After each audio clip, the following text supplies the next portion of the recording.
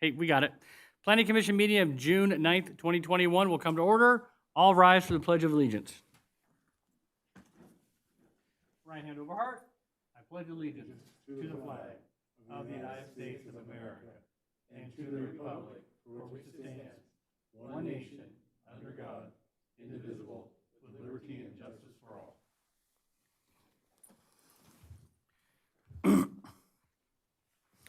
Okay, Secretary will call roll, please. Commissioner Hodge, Commissioner Hodge is on his way in. He'll just check in when he gets here. Commissioner Rice, Present. Commissioner Gray, Present. Vice Chairperson Tolson, Here. Chairperson Mann. Here, thank you. Before we get to the next item, approval of agenda, I'm going to welcome to the dais, to my left, our Assistant City Attorney, Dion O'Connell, who is now going to be representing the Planning Commission in all of our endeavors, correct? That is correct, and thank you for the warm welcome. Welcome to the dais. Okay, now we'll get on to the approval of the agenda. May I have a motion for the approval of the agenda? I move to approve the agenda. Motion is made by Vice Chair Tolson. May I have a second, please? Second. Second was made by Commissioner Rice. Unless there's any objections, the agenda stands approved. May I have a motion for approval of the minutes? I move to approve the minutes as presented. Motion was made by Vice Chair Tolson. May I have a I'll second? second. A second. And a second by Commissioner Rice. And again, unless there's any objections, the minutes stand approved. Declaration of conflict. The Secretary will read the declaration of conflict, please. If any member of the Planning Commission may have a conflict of interest or any reason why that member must abstain from consideration of any matter on this agenda, he or she should so declare at this time. Are there any declarations of conflict? Hearing none, we'll move on. Public statements. This is the time allotted for public statements on comments on all items other than public hearing items. Due to the closure of the city council chambers by order of executive order N2920, public statements are to be accommodated via Zoom. Do we have any requests from any individual who would like to make a public statement or comment? Yes, Chairman. Reese Holland, please unmute yourself. Reese, are you with us?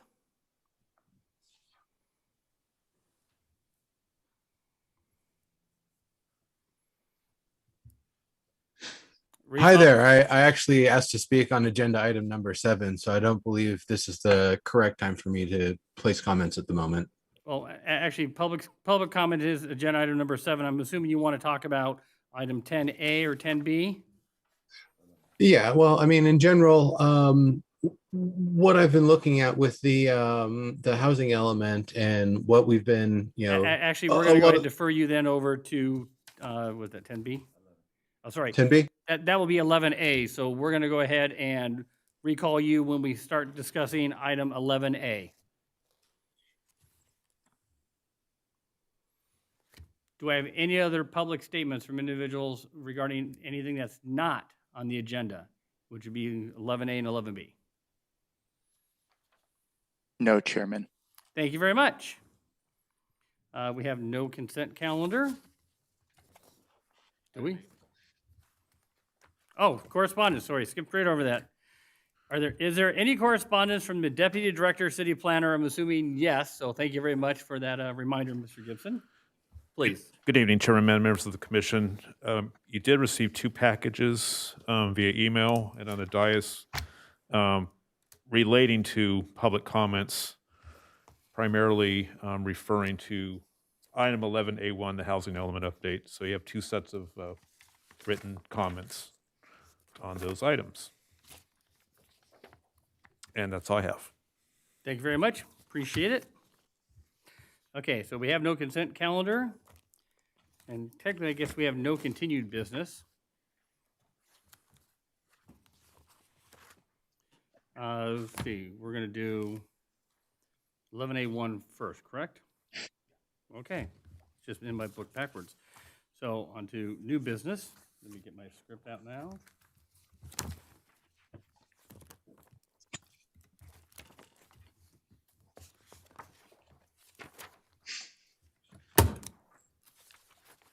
Apologize for the delay. Stalling for Tim. New business 11A, and we have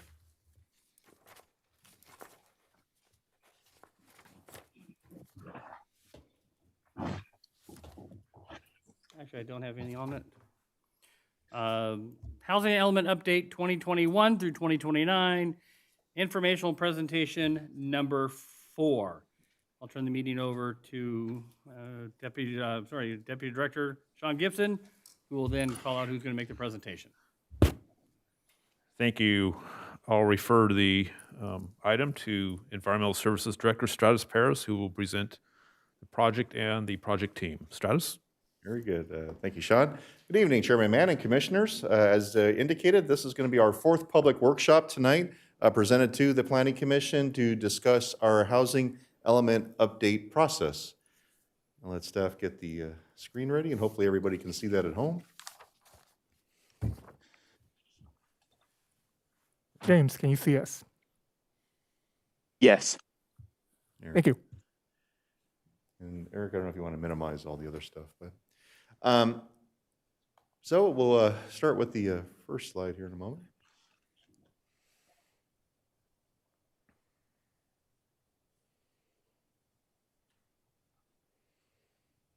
We can see the first slide. Okay.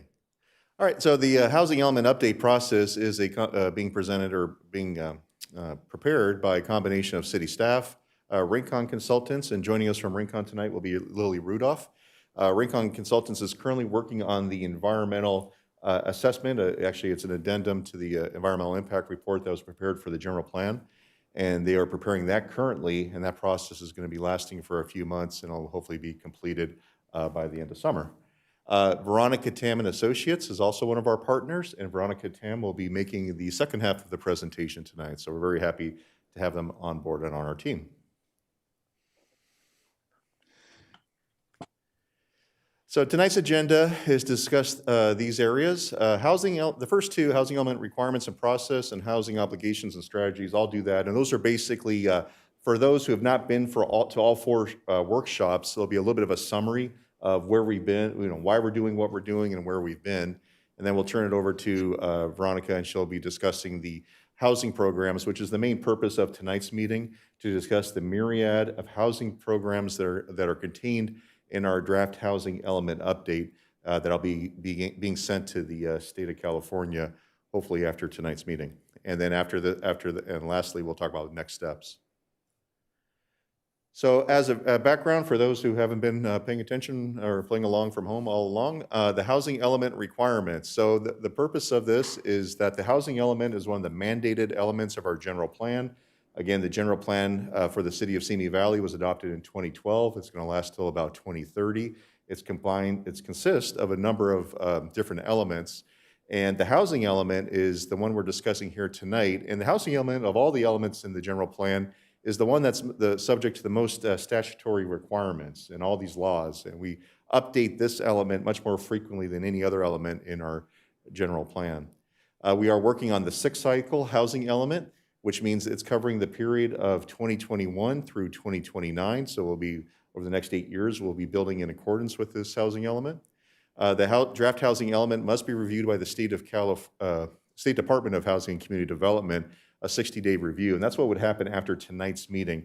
If the Planning Commission gives its approval and we send it on to the state, we'll have a 60-day review period, and then the city must consider these HCD comments that we'll receive in return prior to adoption, and that means around September, we're going to be bringing this back to the Planning Commission, and then ultimately to the City Council around October to adopt our new draft housing element update. So hopefully, with all the work that we've done over these last few months, we'll see what the state says, and then we'll bring back their comments to the Planning Commission. And to highlight all the things that we have had over the last several months, this has actually been going on for over a year that we've been working on this at the staff level. As far as the public workshops and other opportunities for participation, we've had a kickoff meeting. We've had, before the Planning Commission, discussion of housing needs at at their February 11th meeting.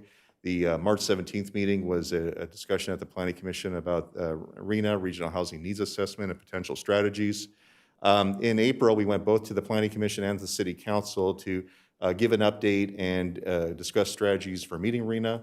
Last week, for public review, we released our draft housing element, and tonight we are here to discuss the document in its draft form. And for anyone at home that's watching, if they want to look at the housing element draft, it's on our website at simivalley.org, HE Housing Element Update. You can also just go to the main page, type in housing element, and you should be able to find it from there. And so some of the other background information for everyone, again, we have the number assigned to Simi Valley for this a regional housing need assessment number assigned to Simi Valley from the state through our SCAG, Southern California Association of Government, and that number is 2793. So that's the total units that we're planning for. And of that 2793, each jurisdiction, including the city of Simi Valley, must demonstrate in its housing element that it can accommodate its total RHNA number and its allocations by income level. So of that 2793, we try to plan and accommodate for growth across the income spectrum from the very low to low, moderate, and above moderate categories. And just again, for clarification, it doesn't mean we actually have to build and meet these categories in the sense that the city doesn't build housing, it's the development community. And as much as we try to encourage low or affordable housing, housing that's affordable or affordable housing, in any one of these income categories, it's really the market that dictates what ultimately gets built. But we have to show that our programs, and which we'll be discussing shortly, does facilitate our goals and efforts to meet development in all these income categories. And then again, we talk about the strategy of meeting that 2793 number. And one of the good news is we don't have to, we've done a lot along the way, meaning we as the planning staff, the planning commission, the city council, the public, the development community, there's been a lot of housing that's been approved over the last several years that we actually get credit for in this housing element cycle. Things that are not going to be getting out of the ground and built till after July 1st, for example. And so we have a number of our 2793 number, we get a lot of credit from those pipeline projects, plus also the accessory dwelling units that we have been building here in the city. We average over the last several years about 50 to 60 ADUs each and every year, and we really hope that number is going to keep going up. And with that pattern of ADU growth here in the city, and with the credit for the pipeline, about 1,657 units of our 2793 are being met by our ADU credits and our pipeline projects.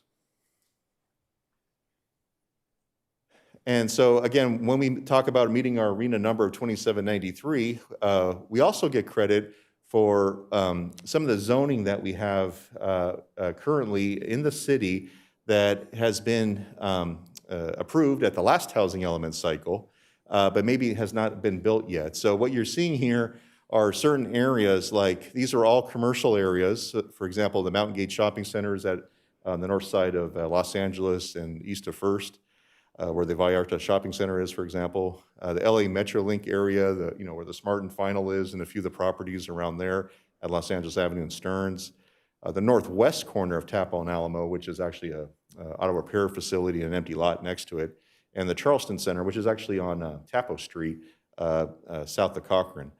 And these are all commercially zoned areas with a mixed-use overlay that if they were built under our current rules and density and zoning requirements at up to 35 units per acre or even more with the density bonus, these areas currently could accommodate for about 860 units. So with that current zoning, that is one of the strategies we're going to try to use to meet our RHNA obligation. But we also have to get there through rezoning efforts. And the good news is we don't have to rezone vast amounts of the city to meet our RHNA requirement. the rezoning efforts is something we've been talking about at our previous workshops. And the areas over here, these objective areas, areas around Old Town, which is south of Los Angeles, and West of First Street, Patricia and Haywood area where our multifamily housing is, some of the church properties located around the city on Royal, and there's a couple on Royal, and then some of these other properties on Leeds and Apricot and Oak Road. And these aren't all necessarily high-density housing areas. Some of them are, but some of them are going to be accommodating medium-density or single-family development. So all these areas combined give us about a total unit number of 1,528. Now, for our arena obligations, we're really looking at about a 900 to 1,200 unit range, and we also need this sort of 20% cushion through this rezoning effort to show that if for some reason every one of these projects never built out to its maximum, that we could still meet our obligation through rezoning. And so with the 1528, I think we've met that requirement by providing enough potential sites for make them available for housing development in this next 8-year period. Next slide. And as a reminder, what we've covered over the last several workshops is these are the areas of the city that are we're talking about. That from the previous illustration that I discussed, those areas. What you see out here on the map is the areas generally throughout the city that are being targeted for rezoning. And the one that jumps out is where the circle is. That's our where our Metrolink site is, and then a half-mile radius around the Metrolink site. So you see either in the pink or the orange color there, or actually the pink, some of the areas on Los Angeles Avenue in the Metrolink circle that don't need to be rezoned. So these are areas like the city-owned parcel where the parking lot is, where the Metrolink station is, and some of the parcels across the street. And also in that circle, you'll see some of the moderate income areas on Leeds and on Apricot that are being targeted for rezoning in this housing element cycle. Again, we see some other areas in the city, like at First in Los Angeles, the Mountain Gate Shopping Center, where no rezones required. And then you'll see some of the dark browns and other lighter orange or light brown colors, like the Heinemann property at the bottom or the Rovner property at the top. But what this map also shows is all the areas that are not being changed. Big Sky, Lost Canyons, Wood Ranch, Long Canyon, everything to the south. We really confine this to the valley floor, on arterial streets, near transit, near commercial services. So very few parcels are really being included for rezoning. So most of the Simi Valley is staying just the way it is. And that's something that we've heard about over the last few workshops. And at this point, I'm going to transfer over to Veronica Tam from Veronica Tam and Associates, and she'll be discussing the housing programs that have been included in the draft housing element update. Veronica? Thank you, Stratus. Yes, I'm here. Sorry, Ms. Tam, if I could just quickly interrupt. I just want to, as a chair, recognize that Planning Commissioner Tim Hodge did arrive at 6:45. So for the record, you are officially here now. Okay, with that, by all means, sorry, Ms. Tam. Oh, no, that's okay. Yes, when Stratus talks about the housing element and the regional housing needs allocation, that is certainly one of the most important components of housing element, and also getting the state to certify the housing element. RHNA is one of the most important components. However, the housing element also has other requirements. Specifically, the city has to have programs in place to facilitate the development of affordable housing, to preserve and improve the quality of housing that's existing in the community, to remove governmental constraints that may be constraining to housing development in the future, and also facilitating housing and providing housing in a manner that is affirmatively furthering fair housing.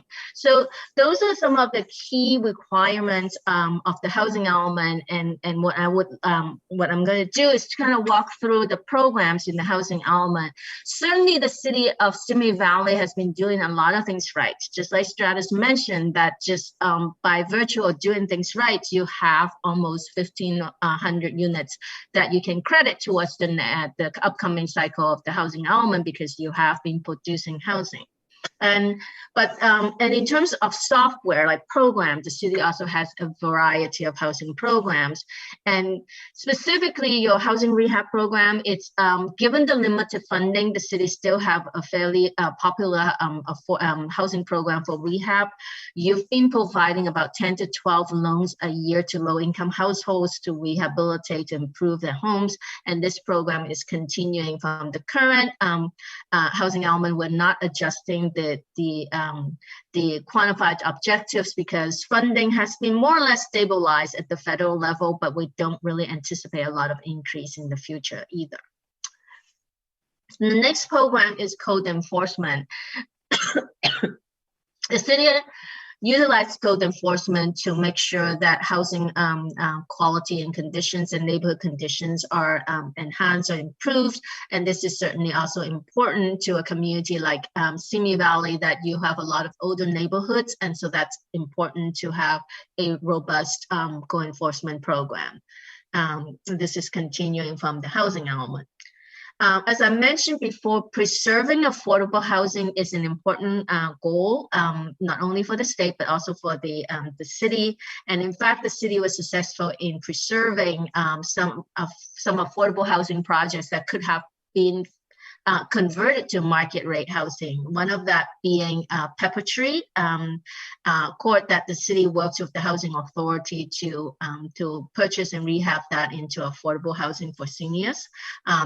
That's also reflected later on. And this program, we're continuing. The only thing that we're adjusting is looking at the new number of potential projects that may be considered at risk of converting to market rate housing. Housing choice vouchers is a very important, almost the only resource for where very low income and extremely low income households rely on.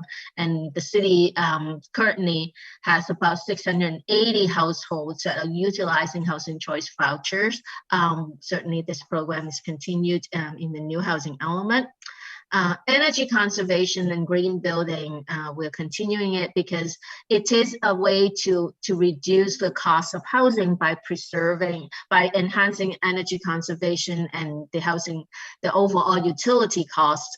Sometimes, particularly in extreme weathers, can be costly to a lot of low-income households. So facilitating energy conservation improvements, that's important.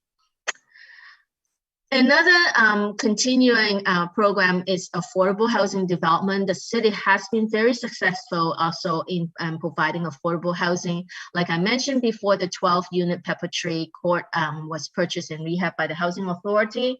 And the city also worked with Cabrillo Economic Development Corporation and developed, I think it's purchased and converted a 31-unit senior housing. And this is really unique. A lot of senior housing projects are just senior housing projects. This one has actually 25% of the units reserved for seniors who are developmentally disabled. That certainly is very unique and valuable in the community. And lastly, you have a 69-unit senior housing projects that you just completed. There are actually other smaller scale projects that 2 or 3 units that the city was able to achieve through some kind of development agreements. So the city has been quite successful as well in terms of providing affordable housing. And we're continuing this effort in the new housing element. Next slide.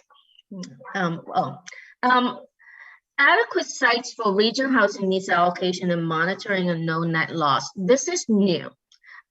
In 2017, the state passed quite a few of bills that relates to how you're going to meet the regional housing needs allocation. And there are some specific requirements that we have to comply with. And one being that because we are rezoning some sites for lower income housing, and we are also reusing some sites that we had used before in the 5th cycle, that we need to definitely make sure that we outline that commitment in the housing element, that how much you are rezoning, how much you are able to accommodate with the RHNA without rezoning. And there is also the requirement to monitor no net loss. And this is the reference that Stratus was mentioning about the buffer, that when you build housing on sites that identify in the housing element and they're not necessarily in the income distribution or necessarily in the same number of units that we have anticipated in the housing element, the city needs to monitor that on an ongoing basis to make sure that you continue to have the ability to accommodate the regional housing needs allocation that are not yet built. While it is not an obligation to that you build the units, it is an obligation that you continue to maintain the capacity should the market calls for the construction of those units. So this program is new and required, and it reflects the strategy for URENA and reflects the new state law. The next program, by right approval for projects with 20% affordable units. This is also new and required. As I mentioned before, the city will be reusing some of the sites that were used in the fifth cycle housing element, but they continue to be feasible. And we are rezoning some sites in order to fully accommodate the RENA. The reuse sites and the rezone sites are subject to by right approval for projects if they come in with 20% affordable to lower income households. This is new and required by state law. Also new and required by state law came under the same bill, AB 1397, is replacement housing requirement. There are some sites that we identify in the housing element in existing neighborhoods where we think that recycling to higher intensity can occur. And that's when we have to make sure that some of these sites, if they contain existing affordable housing, and whether it's affordable housing that's naturally occurring in the market or deed restricted, this bill requires, this requirement is that as a condition for approval, the project needs to make sure that the units that are either deed restricted for affordable housing or occupied by low-income households are replaced as part of the project. And this replacement requirement is exactly the same as the state density bonus law. So this is new but required, and we have to make the change in the zoning code to reflect this.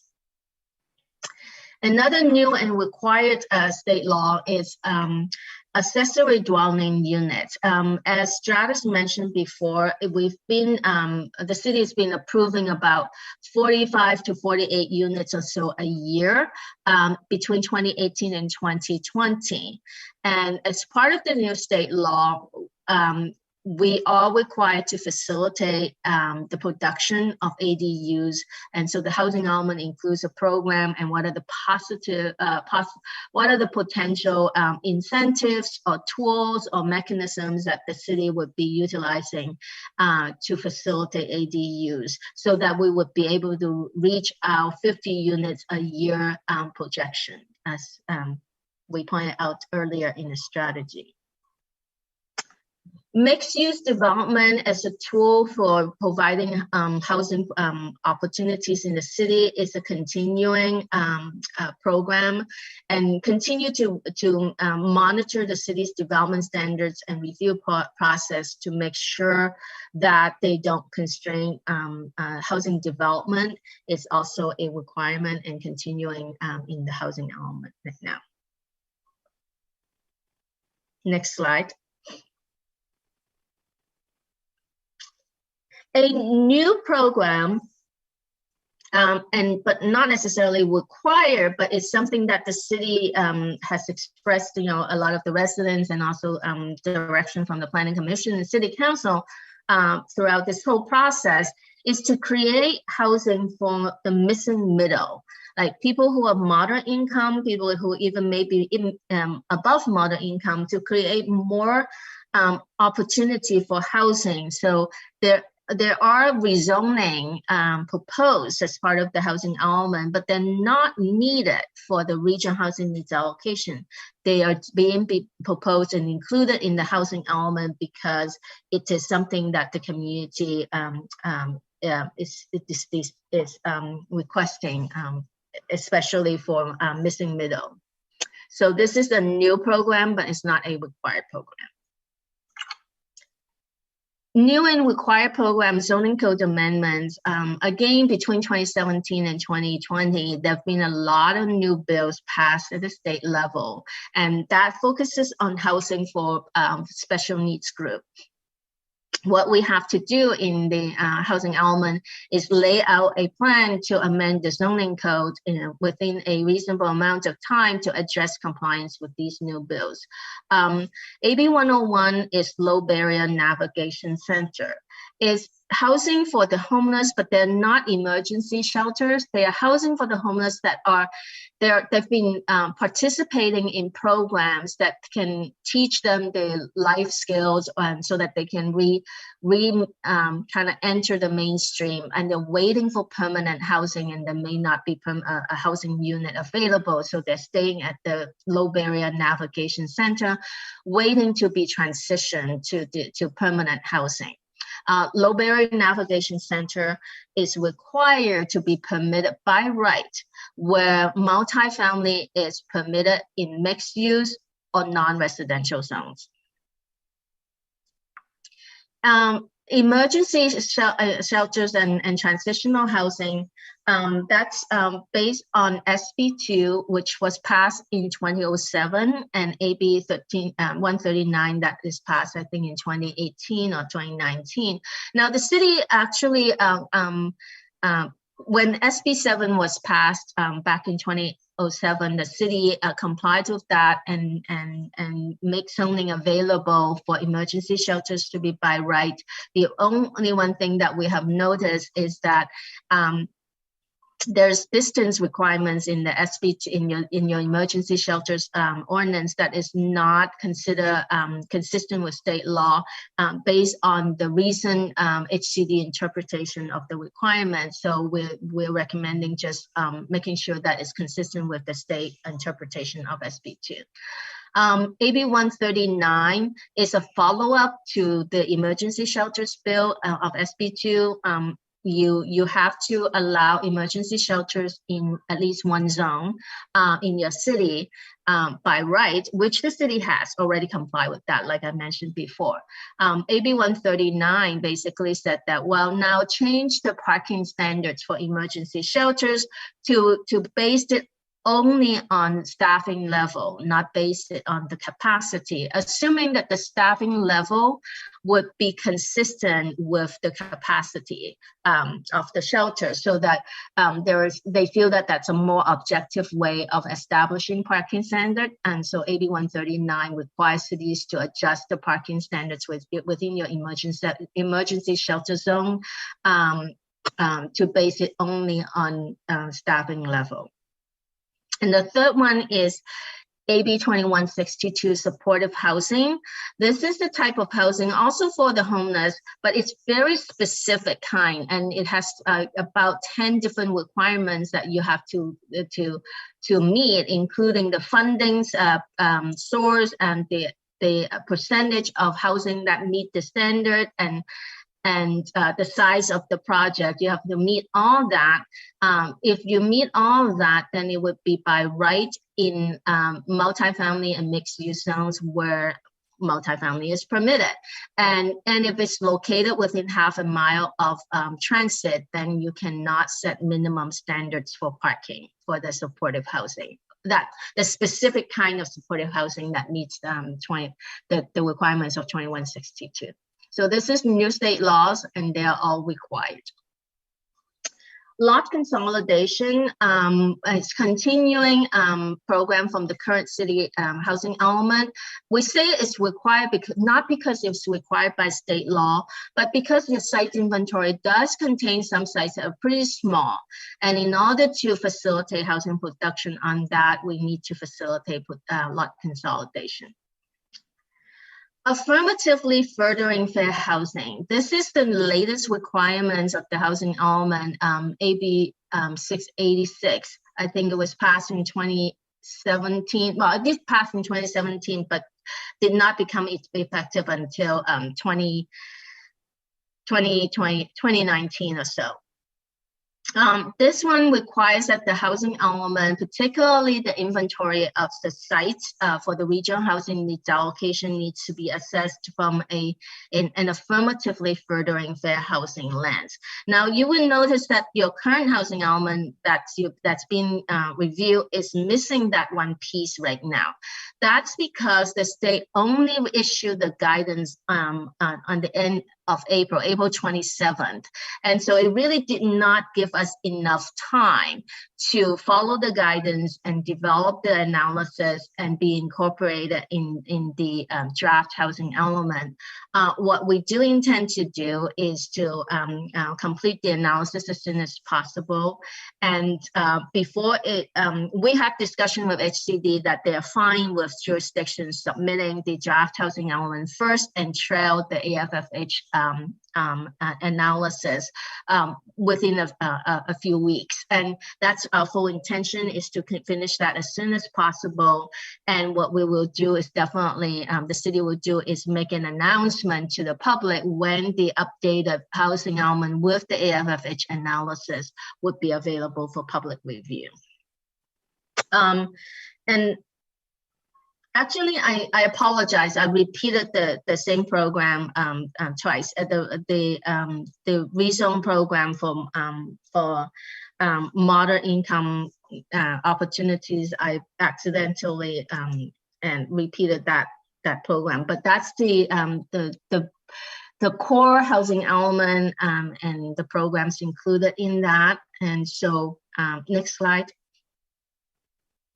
So the process of steps that we're following right now is we've been, the draft housing elements been released for public review since June 1st, and we certainly have received a lot of comments on that, a lot of positive comments, a lot of comments that certainly we'll take a look at if there are reasons to, to adjust some of the language or goals. We'll take a look at that. With the review tonight, what we're hoping for is your input and community, or your direction for if there are any necessary changes that will make that. And then our hope is to send the housing element to HCD to initiate the 60-day review as soon as possible. And then we'll trail the AFFH analysis by a couple, hopefully by a couple of weeks, and then send it to the state, and we'll issue, the city would certainly publish a notice to let everybody know when that is available. Stratus also mentioned CEQA documents for the housing element are being prepared right now. We are using an addendum to the general plan EIR, and that's as one of the approach to the CEQA. Usually upon, after the 60-day review from HCD, we would be cleaning up all the comments from HCD and then moving on to adoption in September and October this year. So that's the anticipated timeline and process. With that, I think that's the end of my presentation. I'm certainly happy to answer any questions you may have.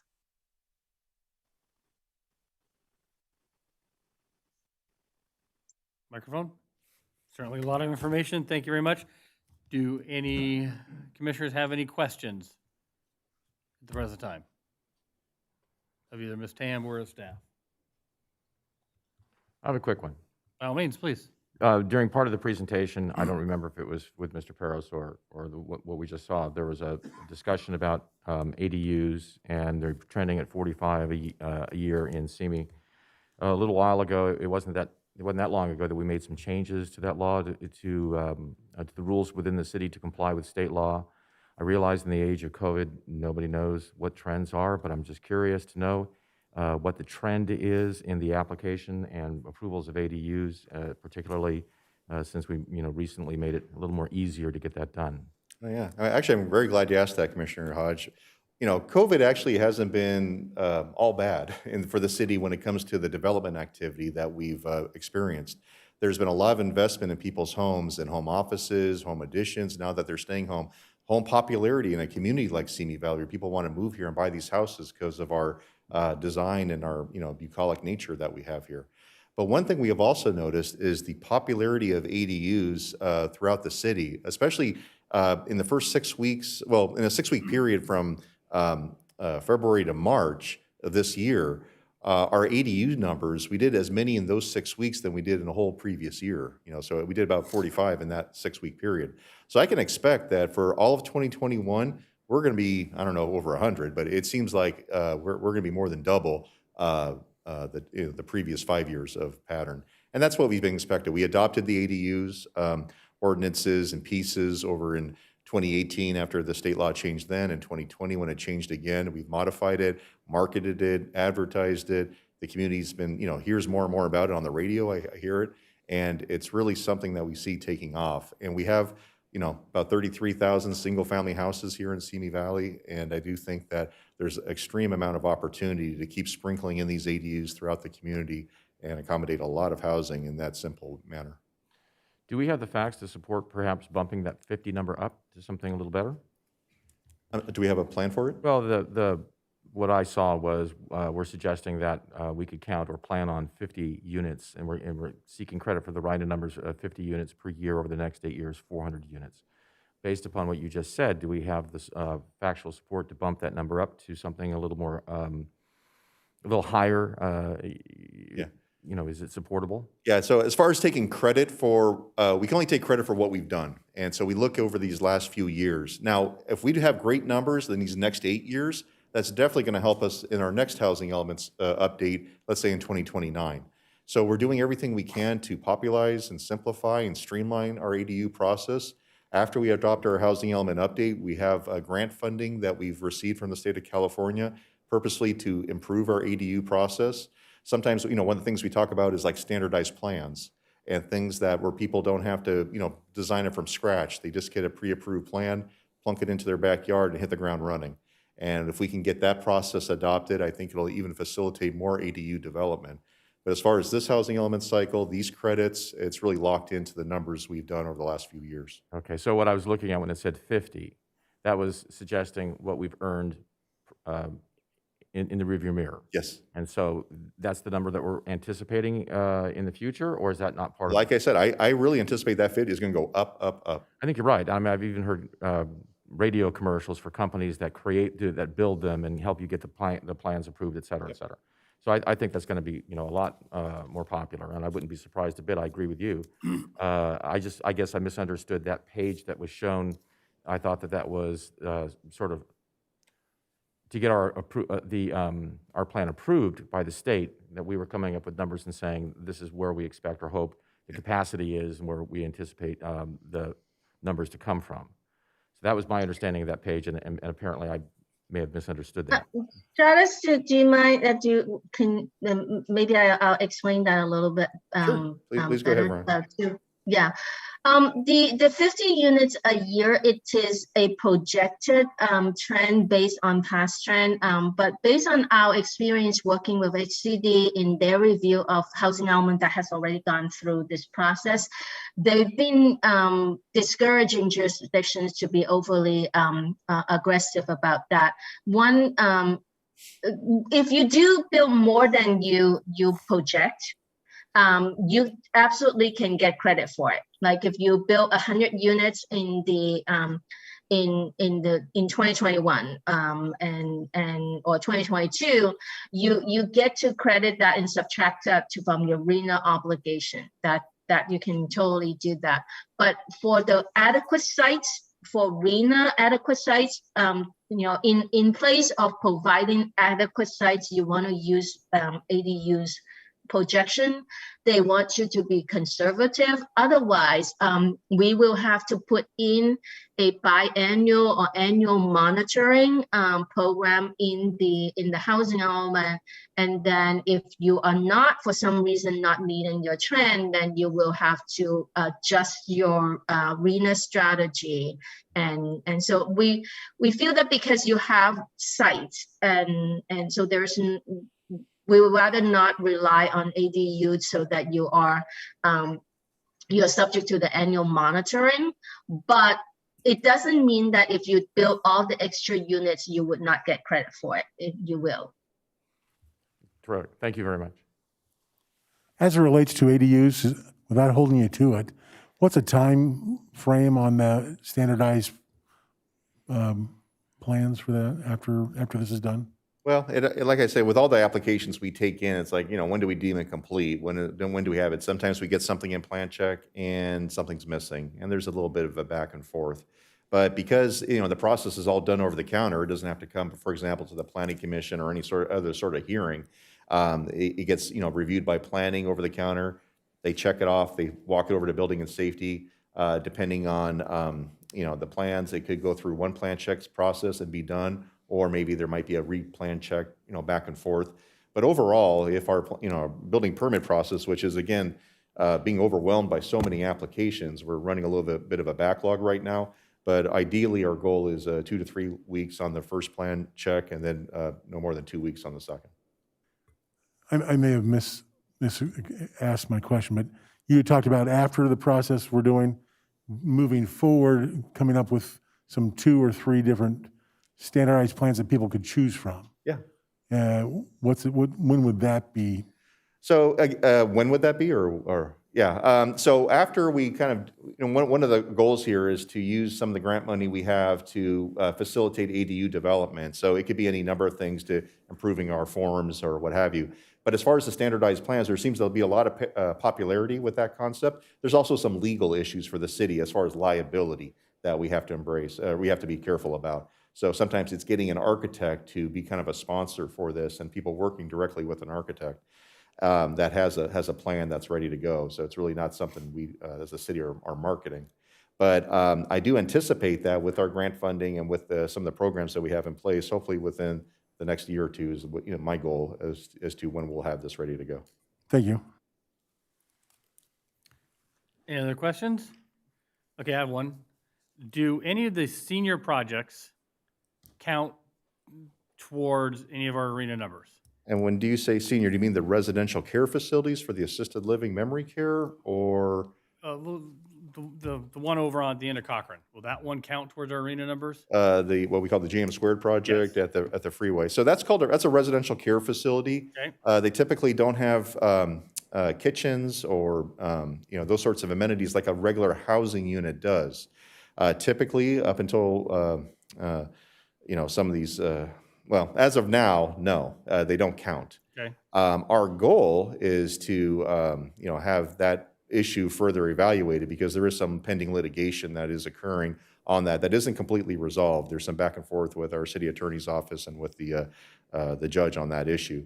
So it depends on what happens through the appeal process and other further court decisions. So right now, no, it does not count. I do think that other senior housing, some of the other projects that we've done as a planning commission and that we brought forward to you, yes, they do. Those are more for sale or for rent units where they're not under some sort of state licensing for care. Okay. They're really just resident. Those types of senior units do count. But Alzheimer facilities, assisted living, even the independent living over at Tapo Street and Capo Canyon and Guardian, that large project, that has actually independent living with kitchens. Right. And that would be an interesting evaluation. These are units, that are kind of standalone and people downsizing. And although it is a state licensed facility, in theory, people can live there kind of on their own. Right. And can those be included? And that's the only independent living one that we have even in the pipeline. We don't have any built yet. And I would be interested to see what the state would say on those in the future. Okay, thank you very much. Yeah. Any other questions? sorry. Oh, sorry. Yeah, actually, Commissioner Gray. could you please? Sorry. No, go ahead. Could you explain that real quick? Because there's a couple of different things that you just went into.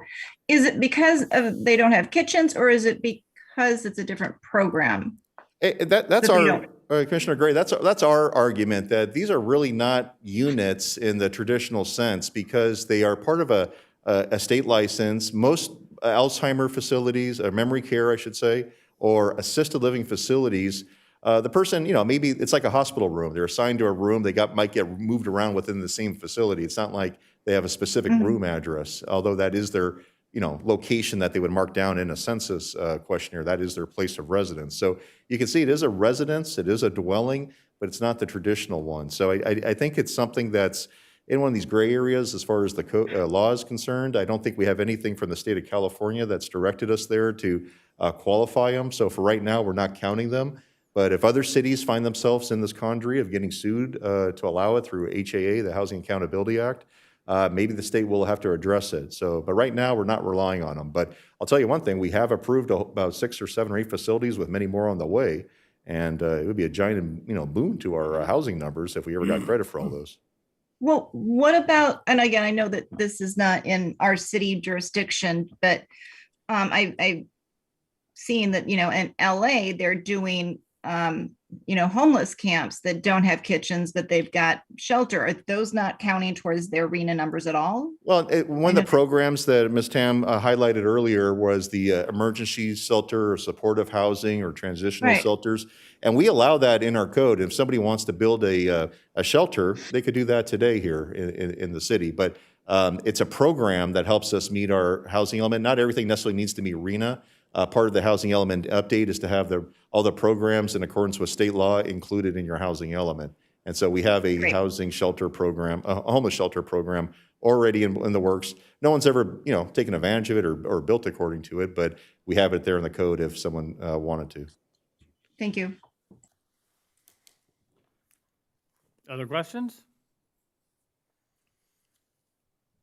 Then, if I remember correctly, there's no vote, there's just... Oh, sure. Okay. See what happens when you don't give me a script? Okay, for all those that were thinking they weren't going to be able to talk, I should probably have some version of a script over here somewhere. We're going to open up the public comment part of the informational presentation. That's correct. Okay. I will ask that if you're going to make comments under public comment, please keep them brief. Due to the number of people that we have, we're going to limit to 3 minutes. I'll typically give you a little nudge or warning about 3 minutes, and eventually I'll have to cut you off, but do try and keep within the 3-minute time frame as prescribed. So with that, let's go ahead and open it up, and let's call our first person. Thank you, Chairman. Reese Holland, please unmute your mic. Welcome back, Reese. Thank you very much. There's definitely a lot of good things that I'm hearing here. I believe there's a lot more that we can definitely be doing, changing the way that we set up all of our zoning, lowering and loosening a lot of the restrictions to allow more places to be put down in more spaces. I just think of for my front yard, for the house I've always lived in here, if we knocked out everything in the front, we're able to build an ADU out there and leave the rest flat concrete with no green space, that would be enough to accommodate parking, which of course is a difficult situation on South Street because of the high school, and would allow for additional people to live here, but in a way that would be comfortable with our family, where they don't, live in a room in the house, but instead are able to have space outside where they're able to live and have all the amenities. Another thing would be potentially changing the zoning on green space for houses that would want to get the hookups and have a trailer home, a mobile home that somebody can live in on somewhat of a permanent basis, rather than people either doing it illegally or not being able to modify the property enough to accommodate a vehicle like that. These just a couple of examples. We also, I think, need to start really prioritizing duplexes, triplexes, quadplexes, sixplexes, and potentially start using shopping centers that only have maybe 1 or 2 stores left in them, the opportunity to relocate those businesses to different places in Simi Valley, then make more efficient use of the territory to have additional housing spaces. I know it might be a little bit weird in some ways, but it's just kind of a different format of a mixed use development, where instead of stores on the bottom and residences on the top, it would be stores on this side and residences on this side. So I think a lot of that could be done to really help out. And especially one of the things that, I know I'm getting towards the end of my time here, one of the things that I think we also need to do is start thinking about an even lower tier of rent below very low income. I know that's something that we would have to kind of negotiate with the county, but even very low income for a single earner, especially a single parent, is somewhat unlivable. It's absolute poverty unless you're able to get more than minimum wage, and being able to get good jobs is not something everybody can do, especially people coming out of school, for example, or needing to, in unfortunate situations, get away from an abusive spouse and have somewhere else they can live to not be, harassed and not be in danger every day of their life. One of the things that removes the opportunity for that sort of mobility is the fact that a non-earner would be unable to earn money to be able to move into somewhere else in Simi Valley without needing to take loans or do something else, or just get lucky with a job that pays more than minimum wage.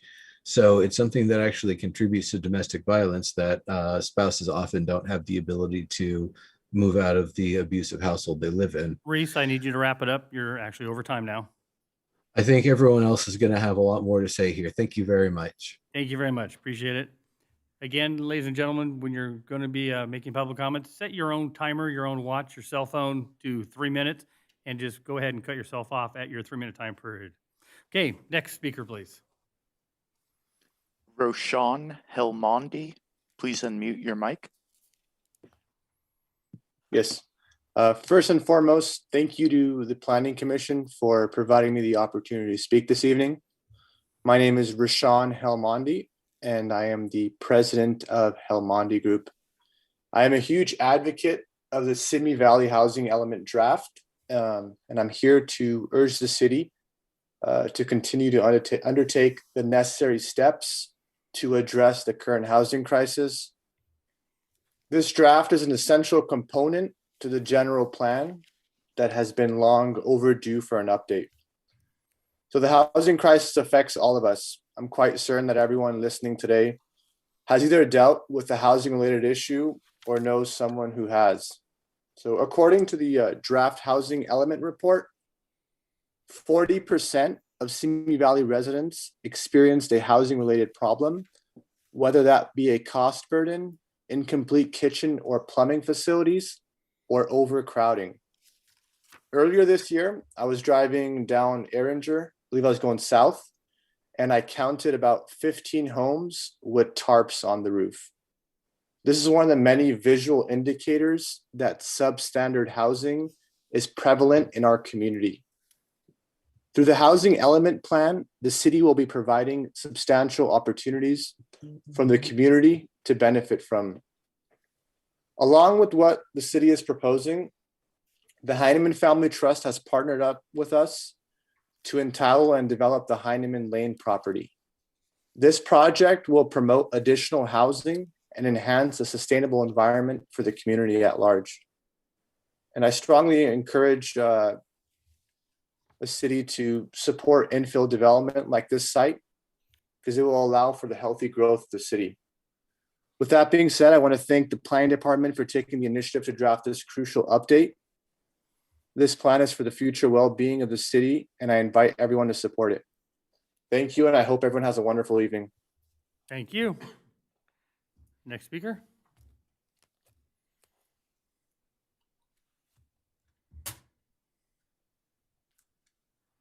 Rebecca Albaron, please unmute your mic. Okay, can you guys hear me? We can hear you fine. Please go ahead. Perfect, thank you. Okay, good evening, Planning Commission and staff. My name is Rebecca, and I am an almost lifelong resident. I'm also a lead of Simi Valley. I'm also a lead with Ventura County YIMBY, which stands for Yes in My Backyard. And we are a grassroots organization advocating for affordable housing throughout Ventura County. I care deeply about housing in this city, and we need to allow for inclusive and equitable housing. It's our responsibility to plan purposely for a growing and healthy community. I support diverse types of housing for everyone, especially our most vulnerable populations. I am supportive of upzoning and rezoning opportunity zones that had been identified in the housing element. There are a lot of great things on the draft. I do want to point out that in order to actually allow for housing to be built on the identified opportunity zones, the zoning for these areas should allow for multi-use and multi-family development.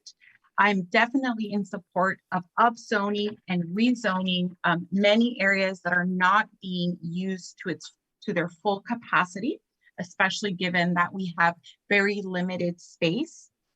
I also want to make sure that we aren't forgetting the huge responsibility that falls on us as we plan for housing. The city of Simi Valley has been sued over senior residential care facilities and has received multiple letters from the California HCD over development.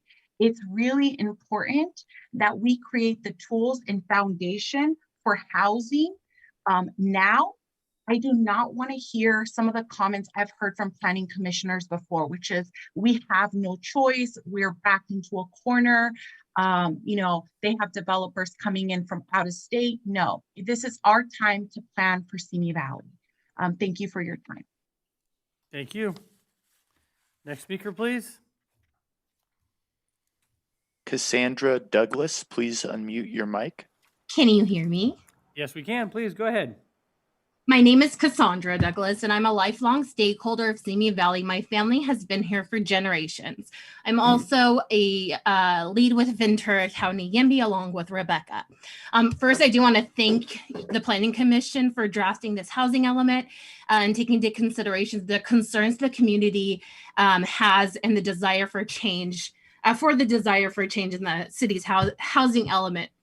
I understand and respect that this is hard work, and again, appreciate what you have put together. After reviewing the housing element in detail, I'd like the following actions to be taken in consideration before it's presented to City Council. I'm requesting, in order to address affirmative furthering fair housing, that we ensure the inventory sites listed will be subtly zoned for affordable multi-family housing in high opportunity neighborhoods. That we eliminate single family zone in every census tract, and the areas whose distribution of household income skews substantially more out in more affluent areas. Reduce or eliminate zoning and design standards that raise the cost of building, missing middle types, so townhomes, duplexes, fourplexes. Commit to the city to providing temporary replacement housing or housing vouchers to low-income tenants who are temporarily displaced by the redevelopment of parcel, in case their apartments being under construction or something along those lines. Let's make sure our people can go back and afford to go back to where where is home to them. Second point I'd like to make, arena allocations. We really need to make sure that we're meeting those. We need to commit to enough rezoning. We need to identify the opportunity zones which are listed in the housing element and allow those to be zoned for multi-use and multifamily development.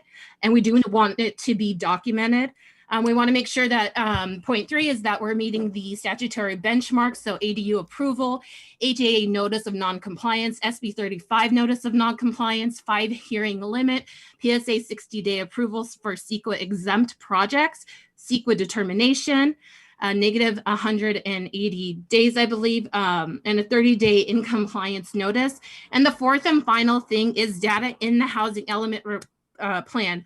We'd like to see data to include the following: spatial distribution versus household income and current spatial distribution versus household income. That's it. Thank you very much for your time. Thank you very much. Appreciate it. Next speaker, please. Marlene Albaron, please unmute your mic. Hello, can you hear me? Yes, we are. Yes, we can. Please go ahead. Perfect, thank you. Good evening, Planning Commission and staff. My name is Marlene. I am a lifelong Simi Valley resident. I am a working professional and a millennial. Over the last few months, I have been tuning into the housing element updates thanks to local community leaders, nonprofits, and the updates from a new neighborhood council member that I know. I'm happy to see that many things incorporated in the housing element, but I would like to see I would like to take some time to highlight some additional things I would like to see in the update housing element plan. Specifically, it's to affirmatively further fair housing. I want to see policies documented in the housing element. So I am requesting that we reduce or eliminate zoning and design standards that raise the cost of building, the missing middle, which I saw was new but not required, housing types such as townhomes, duplexes, fourplexes, sixplexes, etc., in the rezoned formerly single-family neighborhoods. Those zoning and design standards would be things such as minimum lot size requirements, parking requirements, setback requirements, and private open space requirements. I want to ensure that I can continue to live here and that we build housing for our current and future generations. Thank you for your time. Thank you. Appreciate it. Next speaker, please.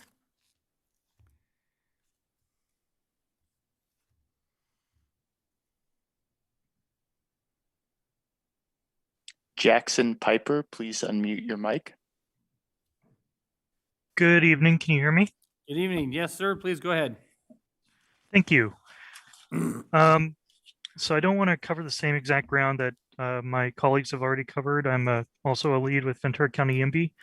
I wanted to go into a bit more detail on some of these items, though. So we're asking to eliminate single-family exclusive zoning in every census tract or census block group located near transit or centers of employment, and whose distribution of household income is skewed substantially more affluent than in the state or region. So what this basically means, we're not going to ask people to stand by while their houses are bulldozed or anything like that, or to force people to take on tenants in their houses if they don't want to. What this really is looking at single family neighborhoods, which cover the vast majority of the land area of Simi Valley. I think you mentioned 33,000 single family houses in Simi Valley earlier in this discussion. And within this sort of visual character of those single family houses, increasing the allowed density so that if your neighbor or even you want to add additional units to that property, you can do so. And there's a lot of information out there about missing middle housing and standards and how they can be made to work for within these single family neighborhoods. Also asking for multi-use and multifamily development in the designated opportunity zones. That makes sense because you want to put people, as many people as possible, close to where they work or where they could find a good job. And especially for the lower income people, that makes it more convenient because they don't have to drive everywhere.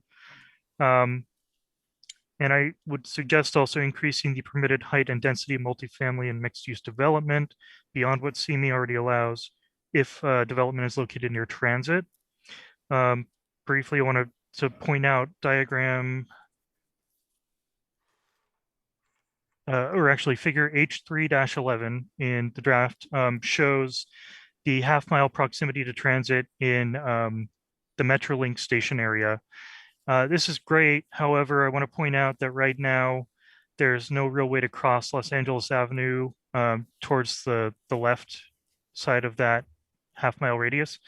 That's going to limit the effectiveness of the transit-oriented development in that area. So I want the Simi City Council and Planning Commission to think of transportation and housing as one issue with several different facets, and really look at how increased development and increased transportation potential can be combined.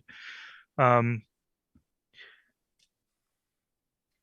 then along with that, I'm thrilled with the fact that Simi is proposing to increase density by one level in each zone, but I would also like to make sure that that doesn't play out in a way where the density is theoretically increased, but they're, towards the higher densities, there's so little land allocated to that density that it really doesn't have any meaningful impact on the amount of housing in the city.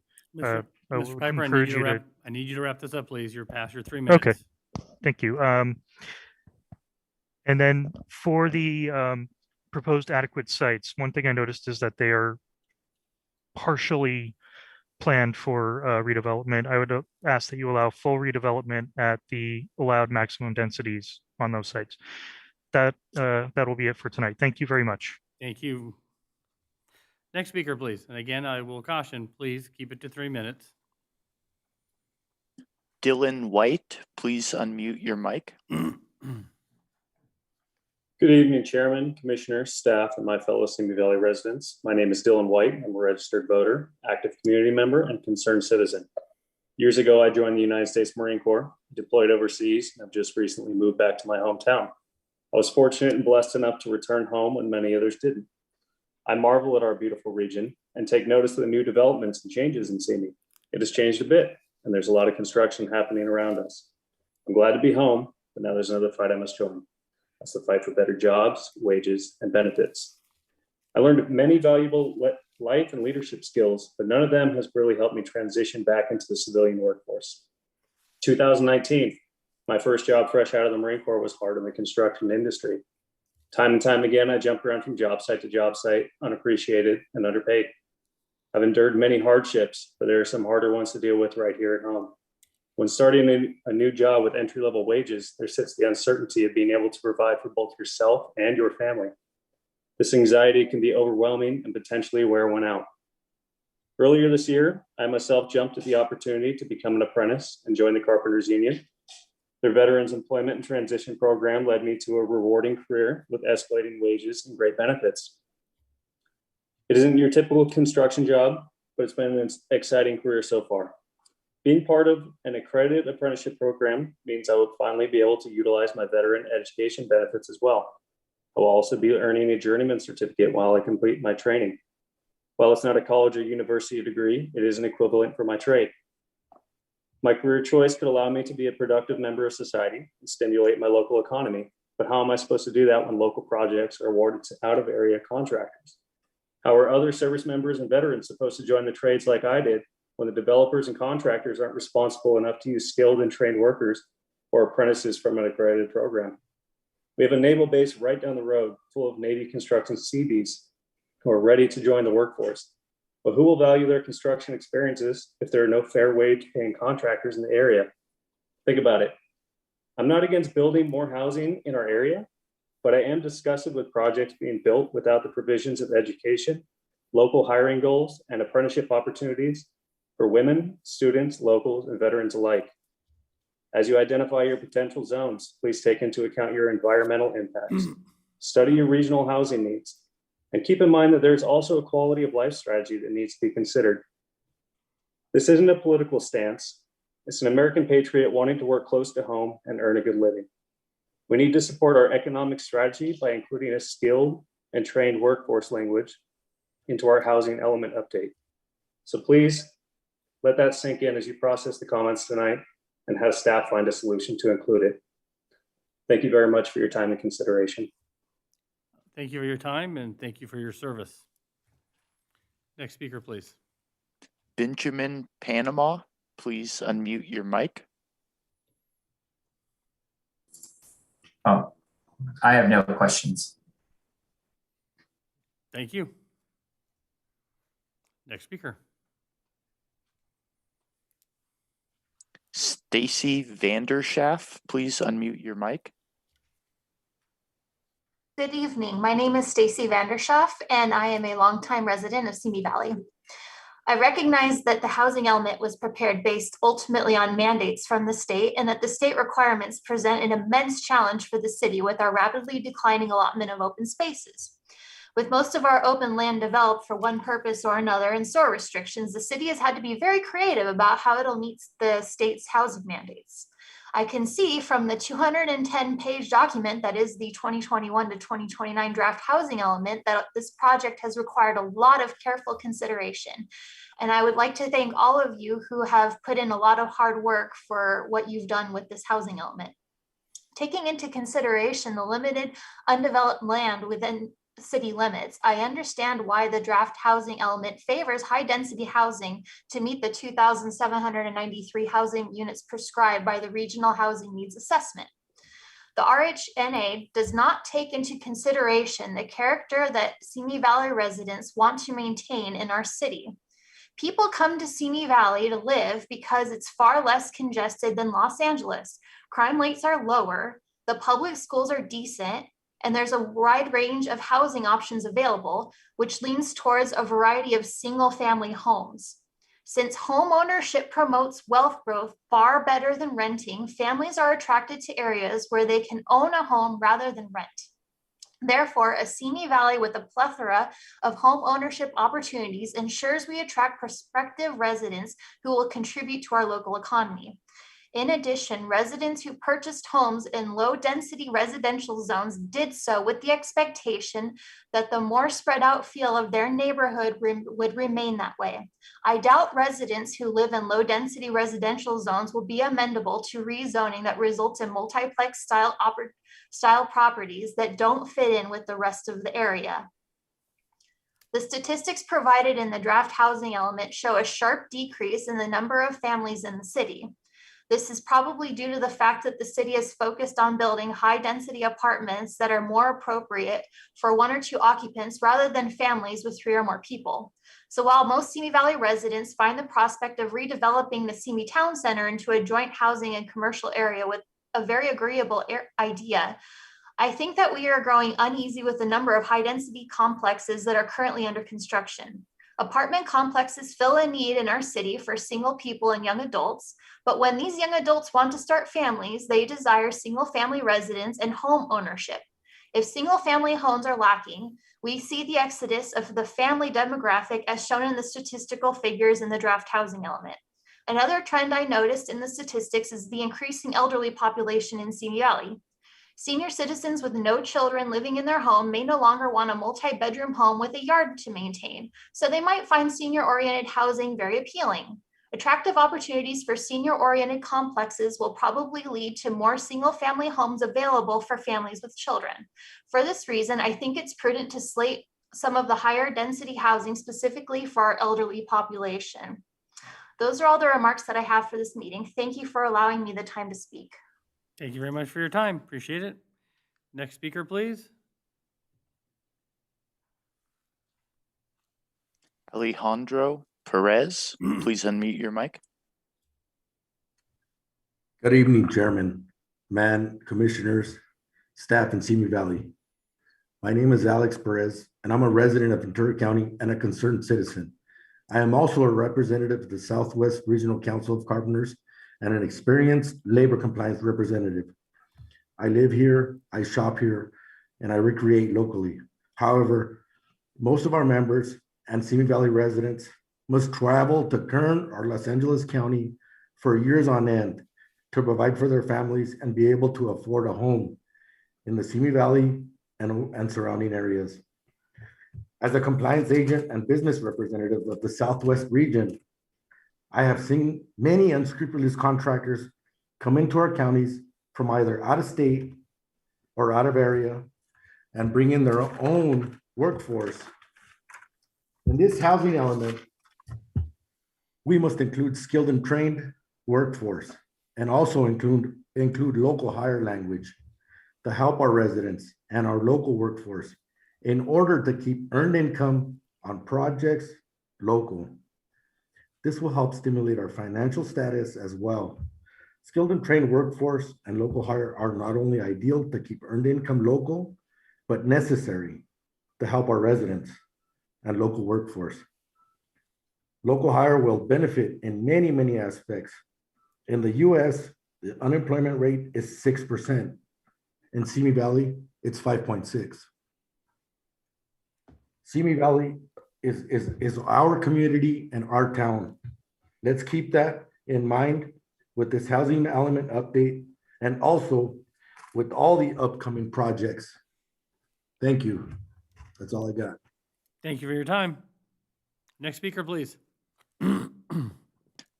Jonathan Duran, please unmute your mic. Hello, can you hear me? Yes, sir. Please go ahead. Perfect. All right, let me set a timer so we can get that. All right. Good evening, Chairman, Council, Commissioners, and staff, and Simi Valley residents. My name is Jonathan Duran. I'm a representative with the Southwest Regional Council of Carpenters, Local 805. For the past 6 years, we have partnered with school districts throughout the county and provided them with a curriculum that leads to a career path in the construction industry.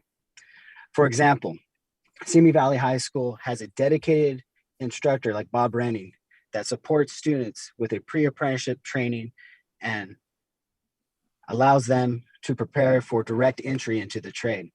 Their choice in becoming a skilled and trained professional tradesman is further enhanced when they join an accredited certified apprenticeship program after they graduate.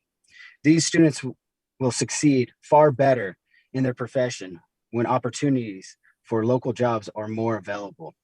This transition from high school into the trades is hard enough, but even harder when you have to travel across county lines to find work and stay employed miles away from home. How would they advance? By having local jobs in the city. The school districts have our curriculum. We have a partnership. Best of all, we have made a commitment to our students and are prepared to give them opportunities in the construction industry.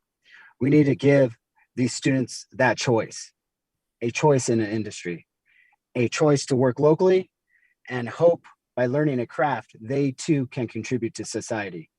We are investing in the next generation of tradesmen and women, but we can't do that without your help. We need local jobs. So right now we have students that are graduating high school and they're starting to come into our trade.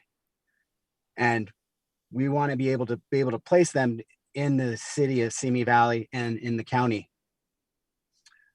As you process the comments tonight, please direct staff and find a solution to include a skilled and trained workforce language into the housing element update. Thank you for your time. Thank you. Next speaker, please. Chuck Powell, please unmute your mic. Hello, can you hear me? Yes, go ahead, Mr. Powell.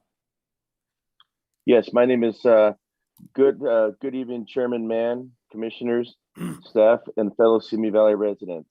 My name is Chuck Powell. I am a resident, a registered voter, local resident to this community.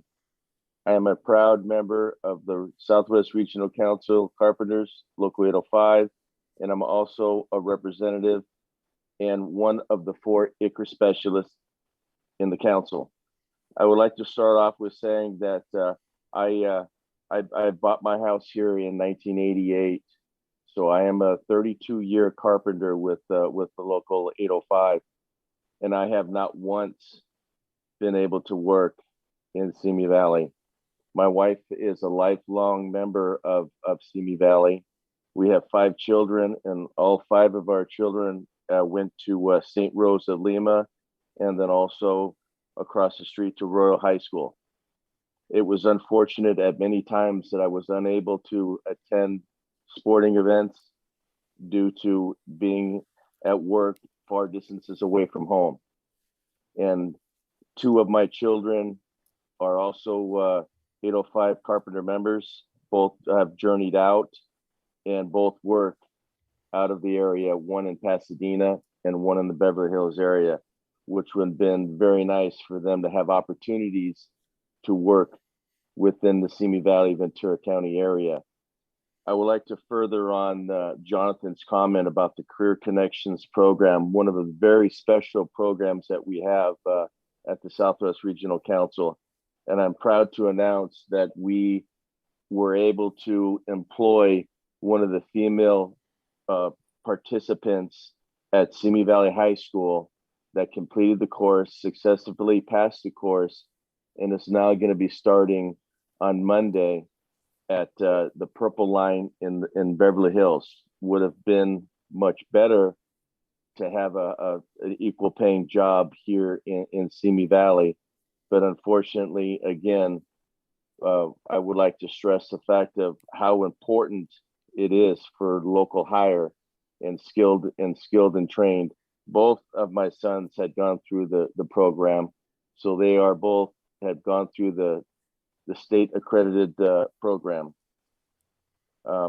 It's very important to have family earning wages where we're able to live here in Simi Valley and buy a house here in Simi Valley and live here in Simi Valley and participate in Simi Valley. I just hope that my sons both have more opportunities to be able to work in Simi Valley, so they don't have to miss opportunities, sport events with their children. And the one most unfortunate time that I missed was when my daughter broke the school record in pole vault at Royal High School, and I was unable to attend. I showed up later and did make her see the time, or did make it there in time for her to see her break her record 2 more times during the rest of the meet. So again, I would really employ that we do local hire contractors that are willing to pay area standards. Thank you again for your time. Thank you. Next speaker, please. Anthony Ventura, please unmute your mic.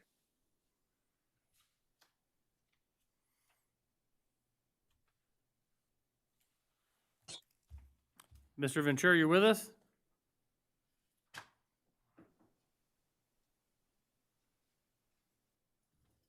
Can you hear me? Yes, we can hear you. Please go ahead. 3 minutes. Planning Commission. My name is Anthony Ventura. I've lived in Ventura County for over 2 decades and have raised my family. I'm also a union carpenter and have had the opportunity to work at the outdoor mall in Simi Valley, shop in this county.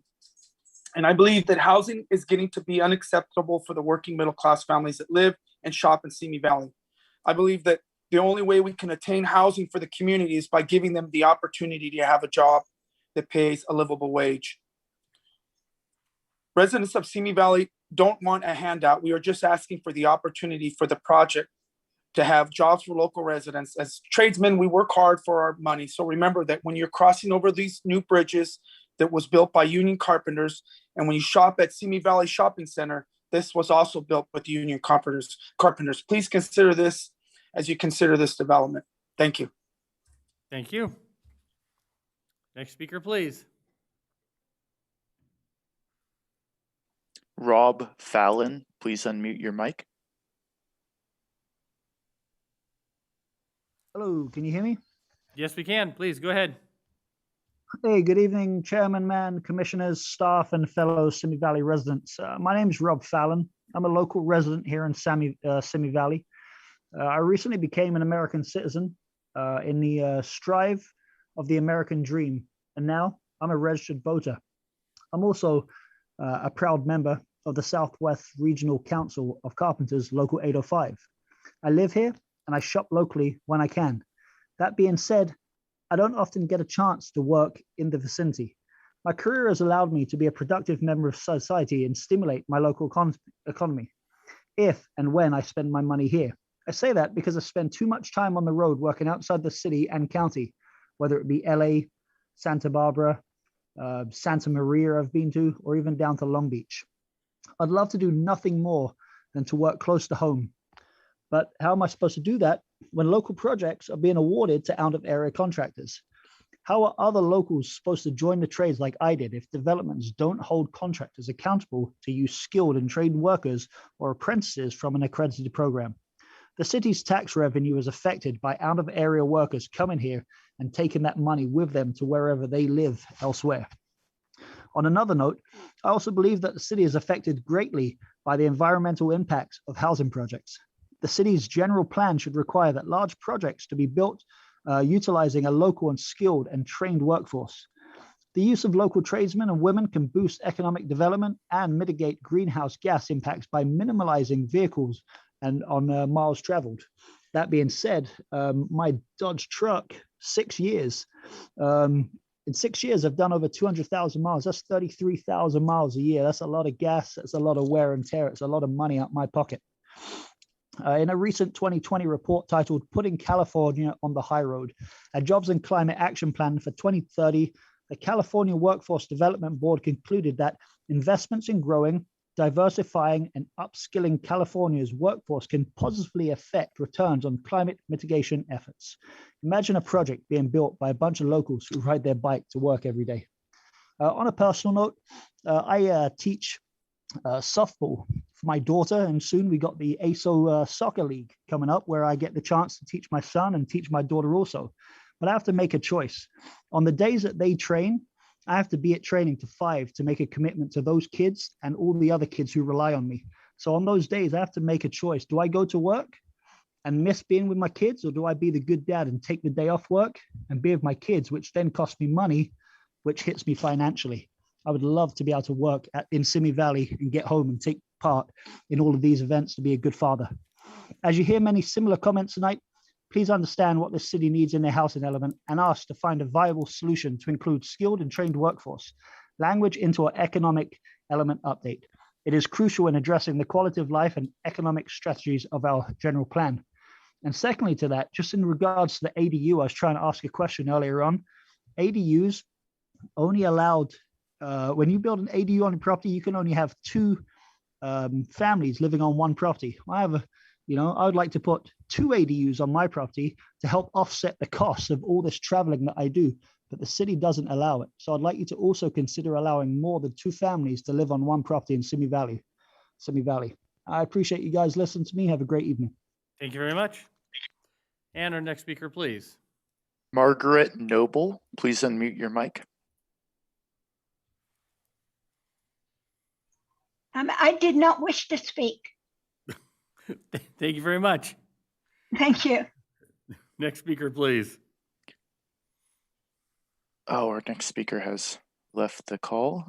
We now have a number of callers who either did not sign up or cannot be positively identified. May I call on them? Yes. By all means. How many do we have? 5. Yeah, please. Yes, go ahead. Thank you. We have one caller by phone. If you could please begin speaking. And please identify yourself and keep in mind 3 minutes, please.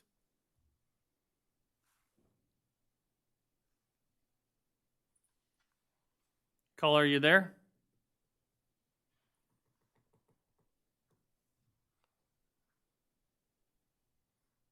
One more time. Caller, are you there?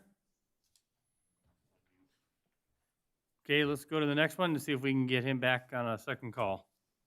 Okay. We have someone who has entered the Zoom call as titling themselves Concerned Citizen. Okay. Go ahead and unmute and please identify yourself Hello. and 3 minutes. Thank you, Simi Valley residents and participants, for listening. I'm a lifelong Ventura County resident and have lived in Simi Valley for 30 years. Thank you for the time and effort you gave to write the Simi Valley draft housing element. And thank you for requesting public input. We want to get away from talking about high density housing. The report indicates we need to bring people to our city to live in high density housing. Simi Valley is not a metropolitan urban sprawl. We have limited space to develop with a population of about 125,000 residents. The community feel and open space are important. It's important to get the housing element plan correct. Otherwise, it could set off a chain of events for years to come that transforms Simi Valley into a crowded, large city. Once the store is cracked, the city will be expected to do more.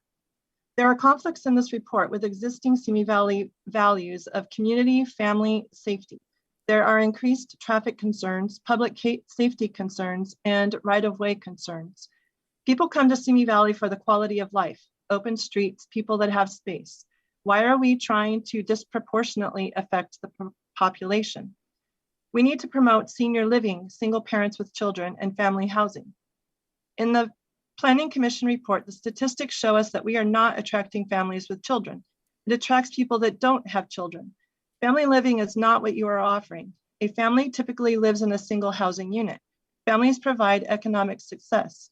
The surrounding areas are busy attracting single people. Where are the married people going? Why do we need high density housing? We are chasing Sacramento's incentives to lower our Simi Valley residents' way of life. We need to be focused on bringing industry that will raise the incomes of people in our valley so that they can afford nice housing units. We are not suffering from a lack of people to work for our industries. We need to promote income advancement. We need to focus on education and industry that transitions our youth into income earners. The expectation is that affordable housing projects over 3 stories or 40 feet in height can request a concession from the development code requirement to exceed the height limit of 3 stories or 40 feet. The citizens of Simi Valley do not want housing projects over 3 stories tall. There is also a big concern for the citizens of Simi Valley about overcrowding, where too many individuals share a housing unit that then it can adequately accommodate. Overcrowding also tends to accelerate the normal wear and tear, resulting in deterioration of housing. The high density housing units will be, The high density housing units will be approximately 450 square feet, which will be susceptible to overcrowding. The size of the units proposed take away from the family size. The units proposed are small, which discourages people raising families. Thank you for your time. Thank you for your time. Next speaker, please. Douglas Baker, please unmute your mic. Hello, can you hear me? Yes, we can. Please go ahead, Mr. Baker. Hello, my name is Douglas Baker. I am a member of the VC YIMBY organization, and I think I can't really say what my goals are any better than my fellow Ventura County members have already stated. So I will just go into my personal account on the housing element. As far as the housing element goes, I am in full support of increasing the upzoning and having higher density housing. I grew up in Simi Valley. I lived in Simi Valley. I went to Simi Valley High. I wish I could have stayed in Simi Valley, but as a young resident that is trying to find affordable housing, I just could not find it in Simi Valley, and I had to move out. And it really pains me because without any affordable housing in this city, I had to move away, not just from my family, my friends, work opportunities in the area, because I just could not afford to live in the area. And so I think when it comes to comments that I've been hearing about the expectations of homeowners, I think there's a balance that needs to be made there. There's the expectations of homeowners, yes, but there's also the expectations of the next generation, such as myself, that need a place to live, that need, opportunities for us to build our wealth and be able to start families. Because with the current housing crisis in this state, it's very difficult with high rents to build up the savings to even start a family. And so anything that we can do in this housing element to alleviate some of those and help people like me be able to come back home and find affordable housing, I think would be very beneficial to the city. I think it'd be very beneficial to the economy of the city. And I think it'd be very, beneficial to the neighborhoods as well, to be able to have an influx of young people that are looking for a place to live, to come and spend their time and spend their revenue within the city. So thank you very much. Thank you very much. Gold Coast Carpenters, please unmute your mic and identify yourself. I apologize for that. I was trying to change the name on my work account. Good evening, Chairman Mann, Commissioner, staff, and fellow Simi Valley residents. My name is Armando Delgado. I am a member of the Carpenters Local 805. My Southwest Regional Council represents over 57,000 professional union carpenters and keep a strong interest in well-ordered land use planning and addressing the environmental impacts of new development projects. We live, shop, and recreate in the vicinity. Our organization and partners help provide career opportunities for transitioning service members and veterans alike. I am a United States Marine veteran myself and completely understand the challenges in transitioning into the civilian workforce. We also help justice-involved individuals and disadvantaged residents as well. Our apprenticeship opportunities only work when developers, contractors, and subcontractors are partnered well with the community and our awarding entities. Currently, there are many construction projects happening throughout the city and the county, and only a few provide work for any of our 1,800 brothers and sisters from Local 805. I admire Simi's beautiful region and take notice of the new developments and changes.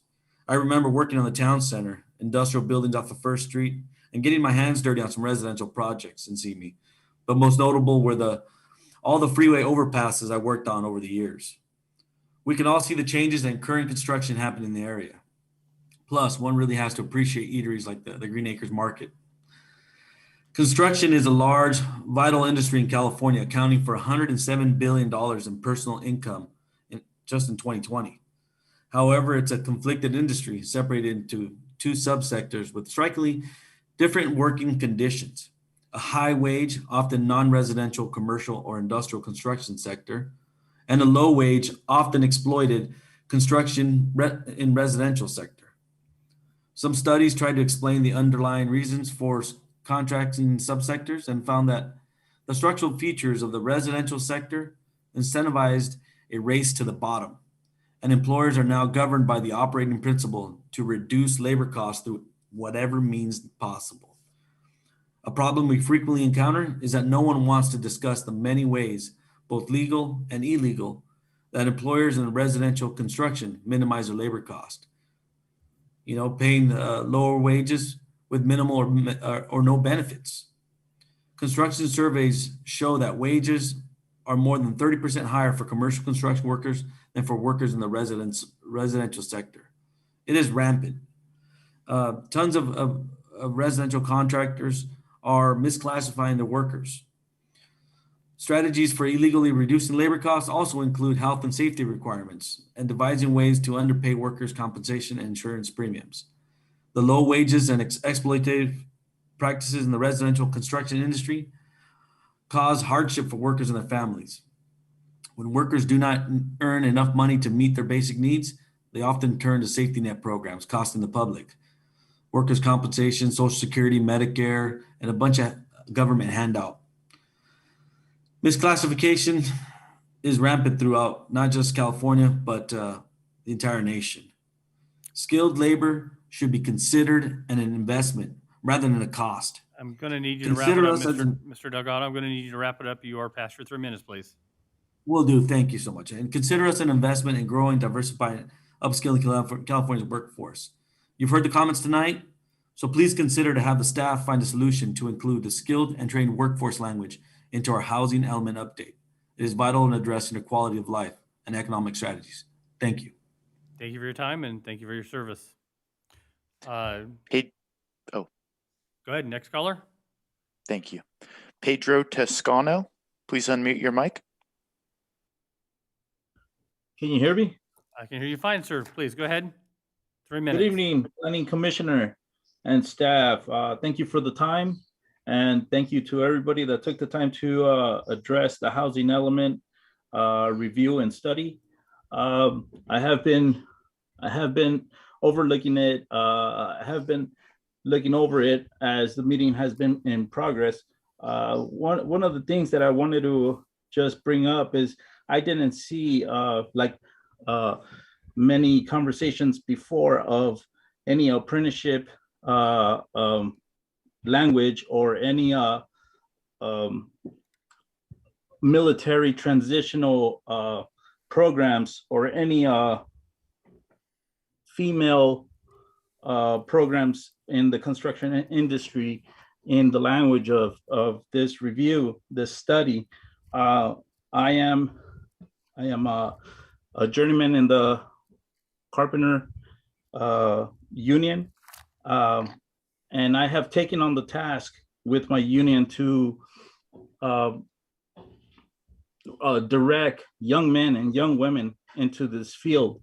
Like many other of my colleagues have said, that we all work not in town but out of town, and we would like to direct our graduates into a career path that leads to work locally, and so they could spend their money locally, so they could buy a house here in town. Unfortunately, the members feel unappreciated and underpaid at times. Some of them even moving out of town, and it takes mentorship like carpenters like myself and other journeymen to convince these members to stay in town, give it a chance as we work out these issues with a commission, planning commissioner as yourselves, to put these languages in the next housing element update. Thank you for your time. Good evening. Thank you. Do we have any more callers? We have the original phone caller who I have gotten word that they may unmute themselves by pressing star and 9. Okay, let's give it a shot and go ahead and identify yourself.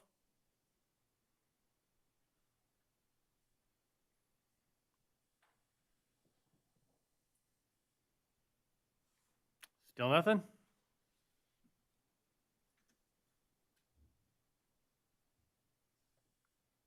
We'll give him another couple seconds to figure out how to unmute so you can participate.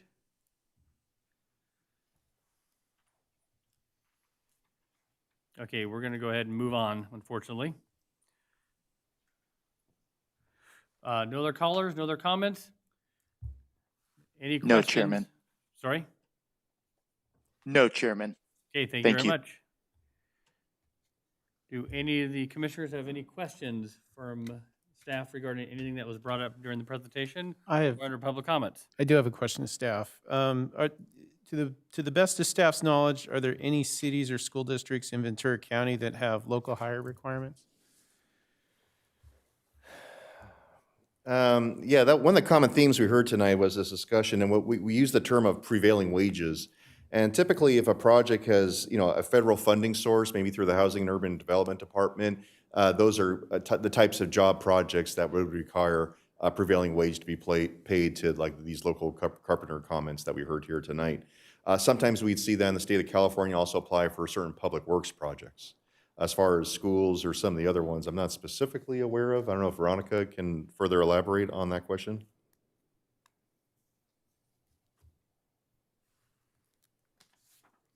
Veronica, you still with us? Yes, I'm muted and I couldn't find a button to unmute myself. And in general, the local hire requirement is only associated with the use of public funds, and particularly, for example, the CDBG funds or any kind of federal funds. And there would be something called the Section 8 Economic Opportunities requirement, and it's not. And it's not a requirement that you hire, but you take good faith effort to recruit that. If there is new hire required for the job, then they need to try to first get local residents, and it has to be low and moderate income, low income residents, and to get the priority. But that is primarily related to projects that are public funds subsidized. Other than that, there are no local hire requirements that I know of. Okay, thank you. Other questions? Other comments? I think Mr. Peros would like to comment on some of the things that was said during the public statement, during public hearing. He's just over there being so anxious. Go ahead, please. Commissioner Hodge knows me so well. No. Yes. Thank you, Chairman Mann. So yes, we did receive a lot of the comments on from the carpenters folks, and I do appreciate them coming out. Clearly, those are the things that have to probably come from the state level in order to make it into a housing element for us to incorporate it. If there's a program that says that in the future, we'd be more than happy to, incorporate any state law that does apply to that topic. But there's only so much we can do here at the city when it comes to those sorts of prevailing wages. One of the other themes I heard here tonight was from the common speakers was some spoke from one side about eliminating single-family zoning. And then there were some comments about, not allowing any sort of density. And I'll tell you right now, our housing element draft update does not do either one of those. One of the changes that's been occurring over the last several years in the planning world and what's been happening through the state of California up in Sacramento is they've been passing so many laws so fast, and it's hard for us as a city, and even of our size, or much smaller cities, smaller than us, to keep up with all of this. And sometimes, the American Planning Association is saying, okay, slow down, let us try these things, let's see how they play out in real life, because as soon as they pass a law, doesn't mean the world's building them right away. It takes time, and we need to see this. And so one of them regards all these accessory dwelling units, because there's been this topic of eliminating single-family zoning.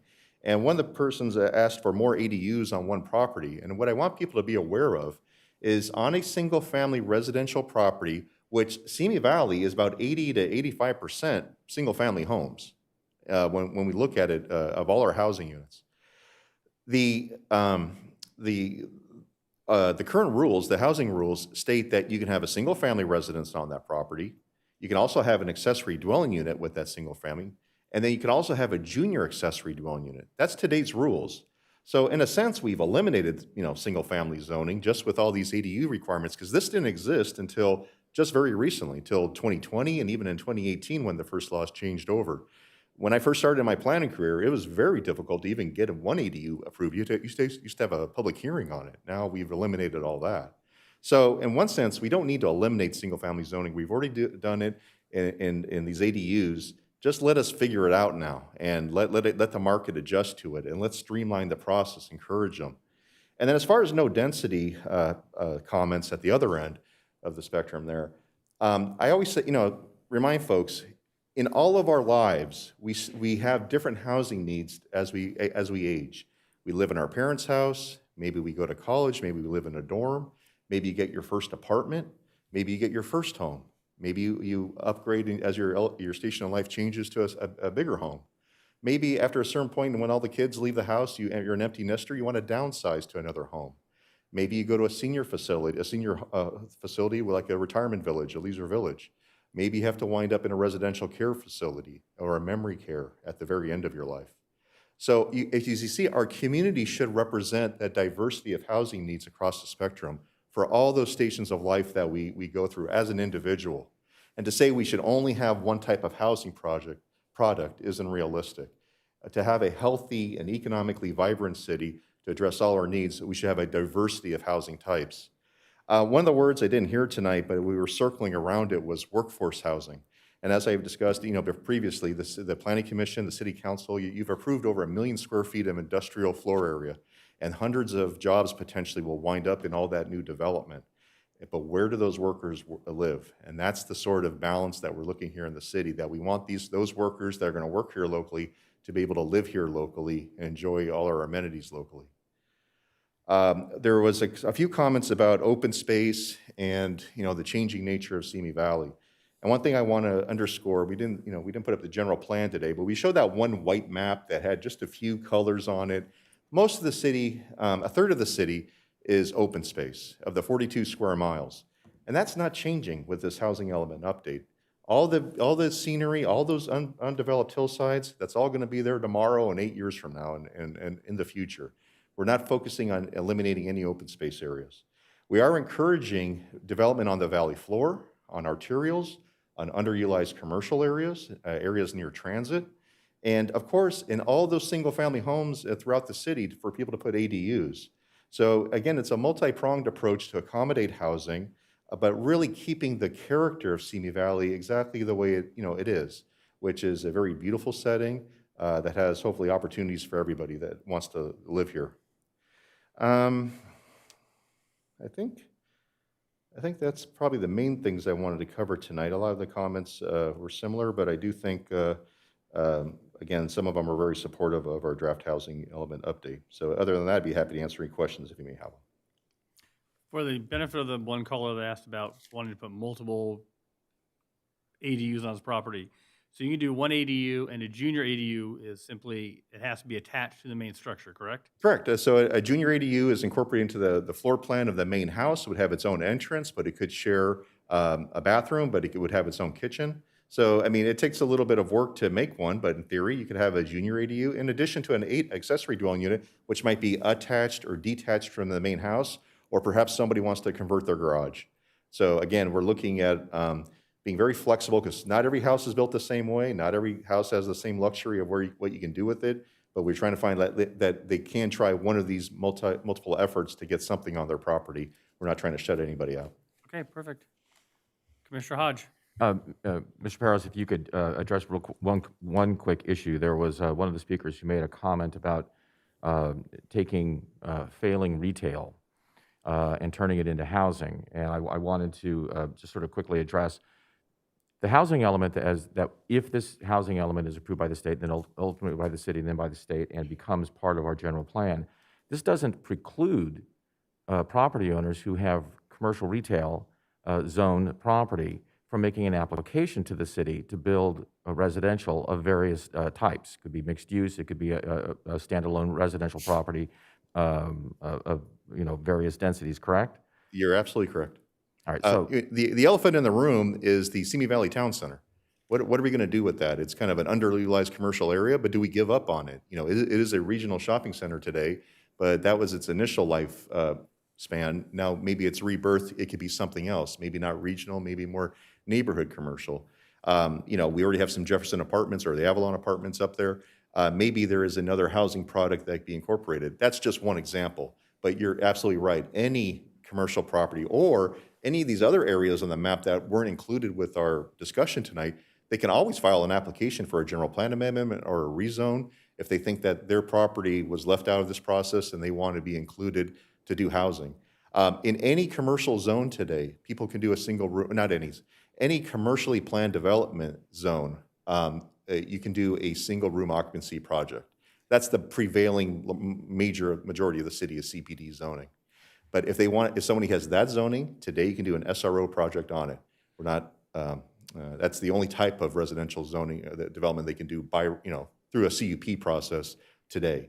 Other types of housing projects are typically not allowed in our commercial zones.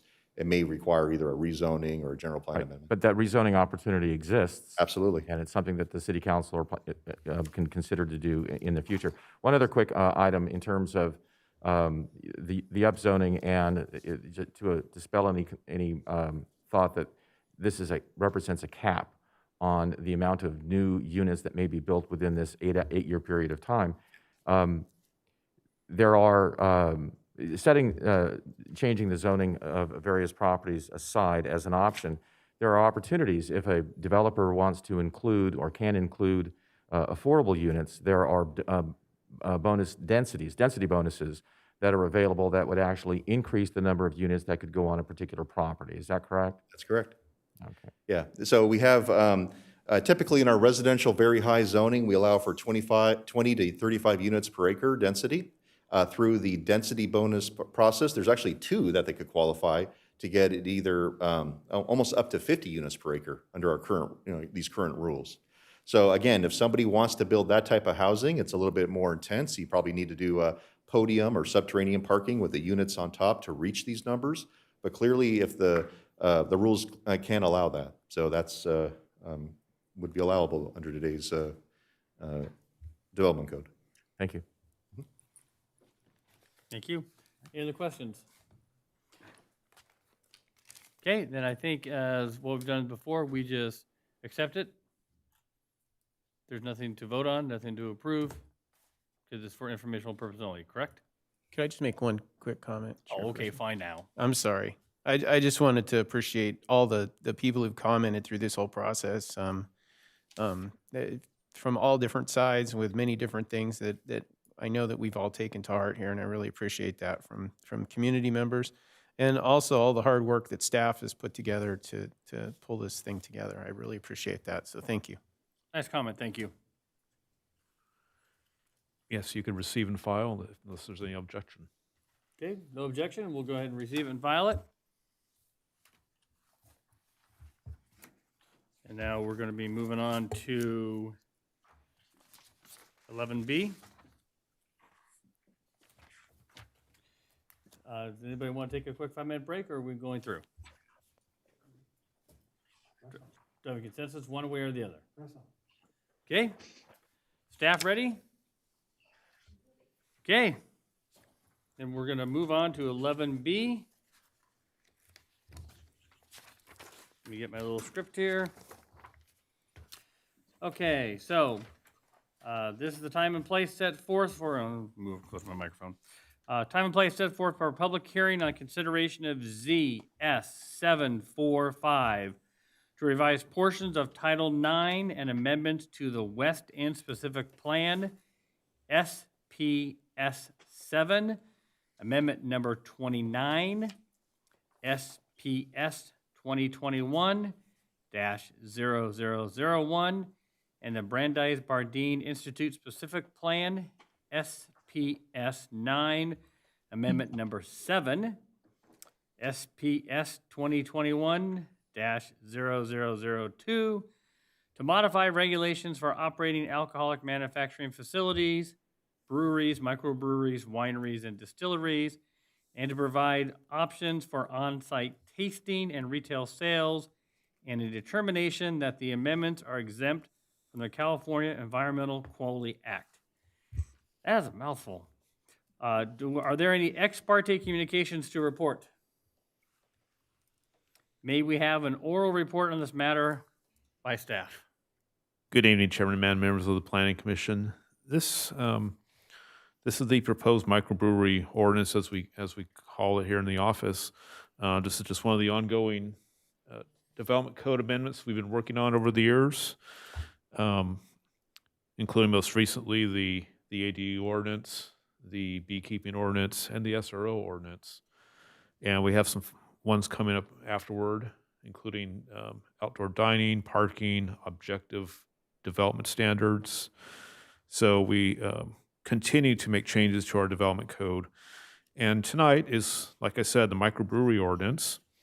Tonight we have with us Claudia Pedrosa, our principal planner, and making the presentation tonight is senior planner Jennifer Santos. Good evening. Can everybody see the screen from home?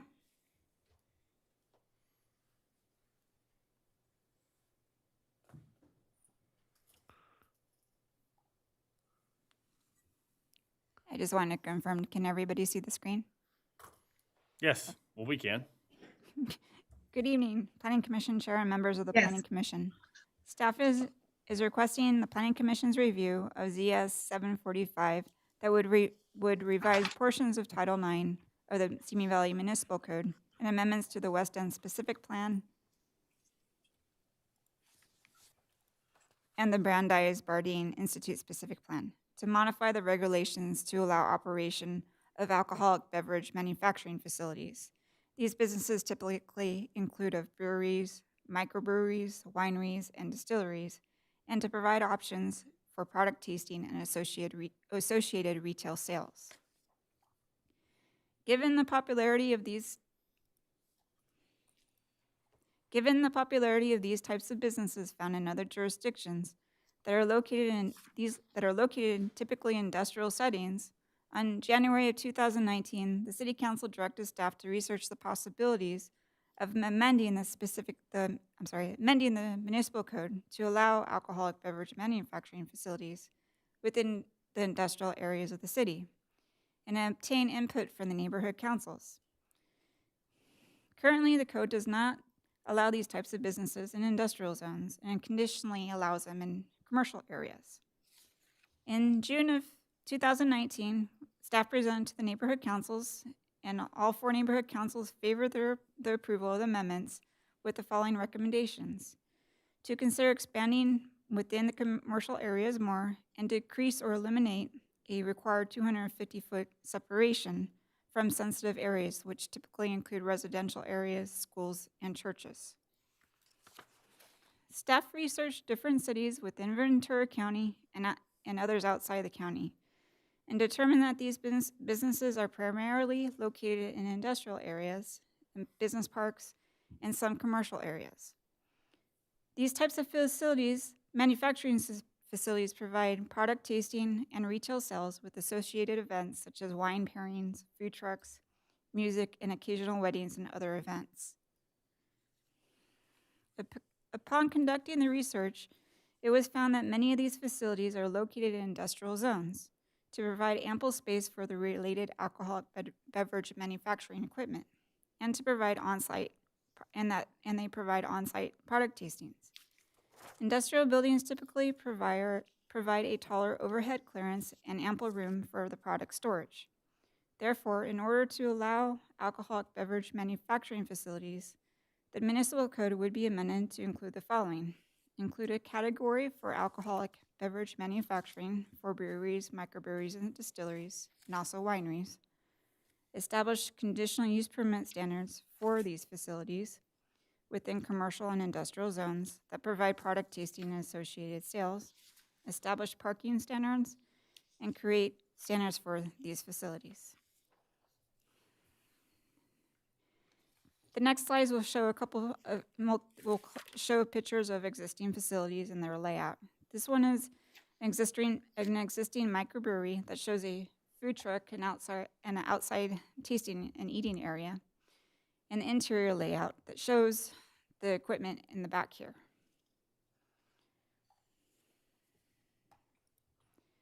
This is some pictures of a winery where it shows a tasting area and the storage for all the barrels. This is a craft distillery that is also located in an industrial zone, just like wineries and breweries, and provide areas for the manufacturing and a combined storage and tasting area.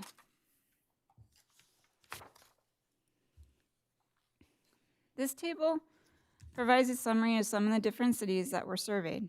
On average, these types of facilities were conditionally allowed in industrial zones within these jurisdictions. Currently, these types of businesses are categorized as drinking places, which mostly consist of bars and pubs and similar establishments where food is subordinate to the sale of alcoholic beverages. Drinking places serve a variety of different alcoholic beverages without any on-site manufacturing and are conditionally allowed in commercial zoning districts and also are permitted in the commercial zones within the West End specific plan.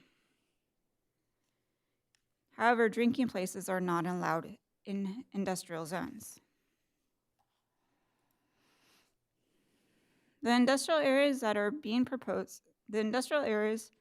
proposing the alcoholic beverage manufacturing are within these circled areas of the city and consist of two specific plan areas. This area is the West End specific plan, which is west of First Street, and this is the Brandeis Bardeen specific plan, Institute specific plan, which is south of Tapo Canyon.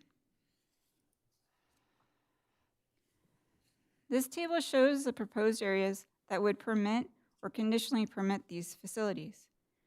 Alcoholic beverage manufacturing that do not provide tastings would be permitted in the industrial zones. Facilities that provide on-site tastings would be conditionally allowed in all zones and will be required to obtain the proper licensing from the California Department of Alcoholic Beverage Control. The permit processing would be conducted administratively if the business is under 10,000 square feet or by the Planning Commission if it is over 10,000 square feet. Additionally, many jurisdictions provide off-site tasting facilities, or what you call tasting rooms, that are manufactured by an associated alcoholic beverage manufacturing facility. It would be conditionally allowed.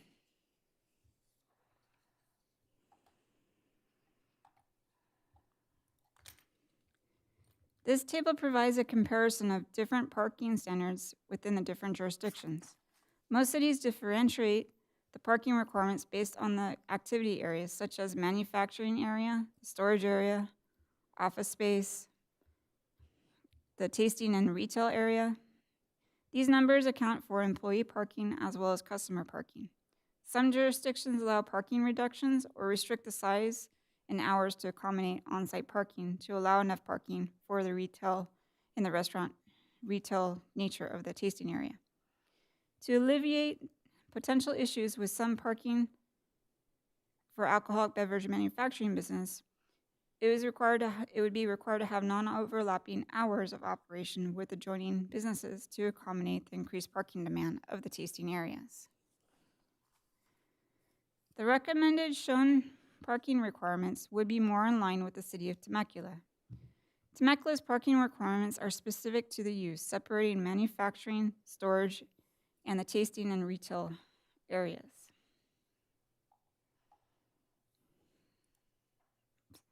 Sorry.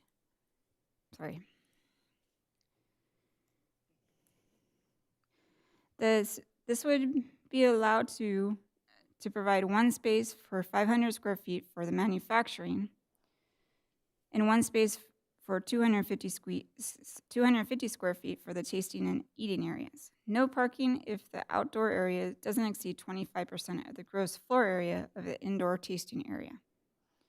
Parking for tasting facilities would be the same for the tasting and eating areas. If alcoholic beverage manufacturing facilities are unable to meet the proposed off-site parking requirements, additional options could be recommended.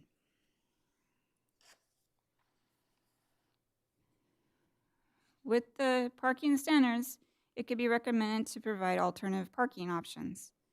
Many jurisdictions provide these types of options for industrial alcoholic beverage manufacturing. This is done by allowing shared parking with other properties near the facility in order to meet these requirements. In order for a proposed facility to meet these requirements, the following alternatives could be recommended. Provide a reciprocal parking agreement with properties within 500 feet of the facility. Share parking with properties that have alternate hours that would not overlap. Provide alternate parking options for these facilities if they're unable to meet the parking requirements with a valet service. And with this valet service, tandem parking could be provided.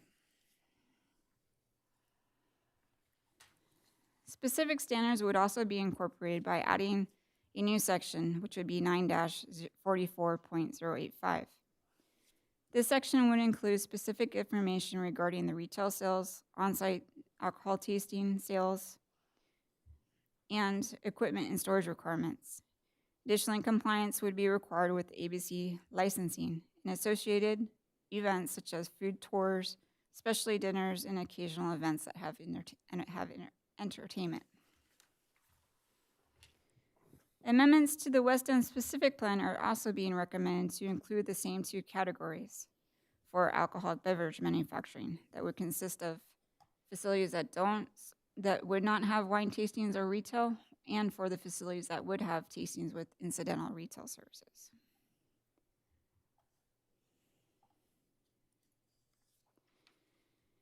In order to allow alcoholic beverage manufacturing facilities in the Brandeis Bardeen Institute specific plan, a new category would also be recommended to conditionally allow them in the BP Business Park Zone and the Commercial Plan Development Zone.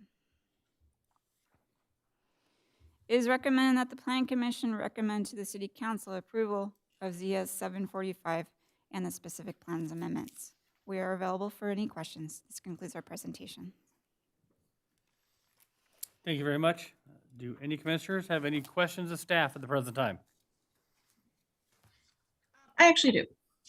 By all means. I'm just a little curious as to why, I mean, I understand that you've got Camarillo, Oxnard, Moore Park, but is there a specific reason why Ventura and Thousand Oaks were not included in your studies?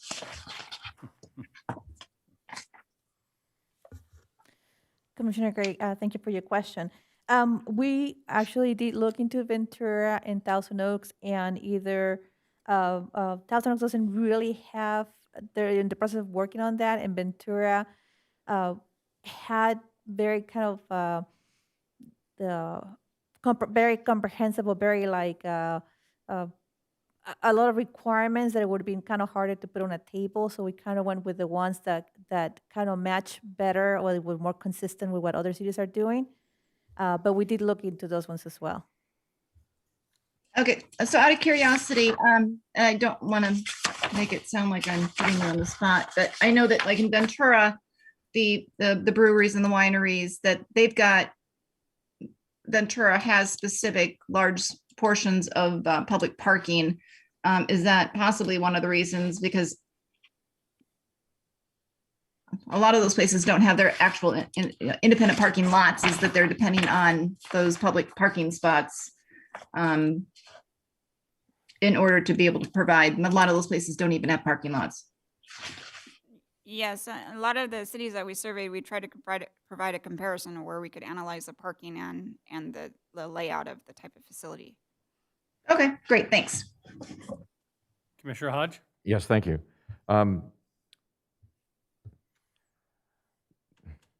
The zones that are, the zoning areas that are being considered for these particular types of businesses and the approval process for each, those exist outside, within the city, those exist outside Brandeis Bardeen and the West End specific plans somewhere in the city. Is that correct? Yes, it combines both the areas outside the specific plan areas and it incorporates the specific plan areas. Okay, so my question is, as I read the recommendation and the way it's worded, it seems to indicate that we're only making these approvals for the West End specific plan in Brandeis Bardeen. Am I misreading that? Or is this citywide?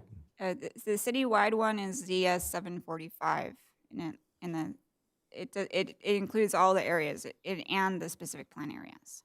Okay, so it's citywide, inclusive of the specific plans, which need to be specifically altered because of the way that they're formed. Right. Understood. Thank you. Any other questions? Okay, hearing none, we'll open up the public testimony portion of the hearing. Did we receive any requests from members of the public to make a public statement on Zoom on this matter? They have not shown up. Okay. If they do show up, let us know. We had one request, and like Mr. Fowler said, that person is not logged in. Okay. And obviously, we have no comments from staff regarding comments made during public hearing. We have no worry about the applicant. We have no further questions. Okay, with that, then I am going to close the public testimony portion of the hearing. And we're going back to any other questions or comments from the planning commissioners. You didn't use your little button thing. Sorry, request to speak. Okay, yes. Go ahead, Commissioner Yes, Rice. Chairperson. With regards to 250 feet distance to these, I think that probably should stay to schools, residential areas, and I know that the neighborhood councils brought that up, that was something that they thought that distance was too much. But at the same time, there are a number of areas in the city where we have industrial that backs right up to residential, and that would be my concern, or right back up to a school or something like that.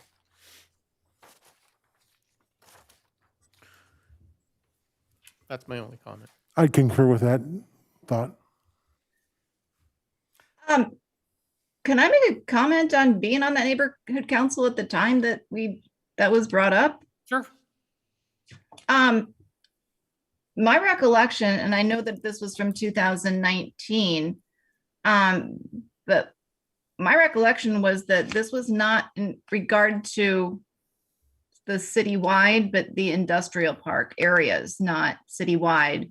And I remember very distinctly when I was reading through those notes is that that was the issue, was that they felt that and again, that was just, again, my perspective on what happened. But it wasn't for the citywide, it was just for those industrial park areas on reducing it from the 250 to something lower. So if it was near a school, that wasn't part of an industrial area, or that was in the industrial area, but not residential or not in the regular parts of the city. We were just looking at industrial parts, the commercial. Actually, it was just the industrial area, I believe. Do we have any schools within 250 feet of an industrial area that this would come into play? Yeah, I can pull up the map here. Actually, I have a. And while you're looking at that, my other question is, so if the 250 feet stays, but we could still have reciprocal parking agreements within 500 feet, right? So they could be within 250 feet so they can't have the facility, so they could be 300 feet away, but they could still have a shared parking agreement with that same, let's say in Simi, we have churches in industrial areas. So if the winery or brewery is more than 250 feet away from the church, but within 500 feet, they could still have a reciprocal parking agreement with that church, correct? That is correct. Okay. Chairman Mann? Yes, by all means, please. Yeah, I was noticing that on page 14 of the staff report, it refers to certain of these businesses that would all be subject in certain zones, subject to a CUP. And then there are only 4 that are allowed in business park, light industrial, general industrial, and AI, which I can't remember what AI stands for. It's auto industrial. Yeah, automotive industrial. Automotive. Okay. How could I forget that? And it's specific. So my thought on this is they're subject to a CUP. We're going to be looking at these things, and you could have a circumstance where you might be turning down churches who want to go into industrial areas because they're within 250 feet of a business such as this, or you would deny a business such as this the opportunity to go in because a church has gone in before them.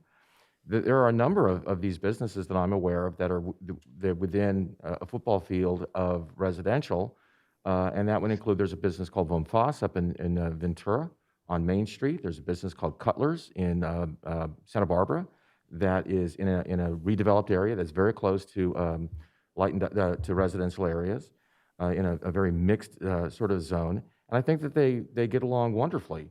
I mean, as I go by them and I take a look at them, they're all they're kept well. You don't see anything in there that you would look at and say, gee, I sure wouldn't want to live within 250 feet of this. My thought is that I would hate to put something in there that's this ironclad that it can't be within 250 feet, and rather go through the CUP process to evaluate whether or not there's actually some sort of inconsistency or not. Point noted. Is the 250 feet, quote unquote, as the crow flies, or is it walking? What is it? Usually it's closest wall to closest wall. It'd be to a radius, fine. so we'd measure it out on the map, 250 feet. So in theory, if there's a wash arroyo, a road or something in between, that's a barrier that 250 feet doesn't take into consideration, people would have to cross the road to go from the church to the brewery. Right. Okay. And Chairman Mann, I think the intent was looking at our current ordinance for drinking establishments that don't serve food. If they're within 250 feet of these protected areas, including residential zones, they're not even allowed. Right. We're trying to not have that provision for this ordinance, but the conditional use permit option within 250 feet applies in those certain instances. And Ms. Pedroso, if you want to clarify the differences, what 250 feet kicks in, is that just for industrial areas? Technically, well, maybe a little bit of background. The reason why we're suggesting for the 250 feet to be not to be considered is because wineries, distilleries, and breweries function differently than what a drinking establishment is. Like the drinking places is more like a pub, like more of the nighttime entertainment, which would be more disruptive to the residential areas or other facilities.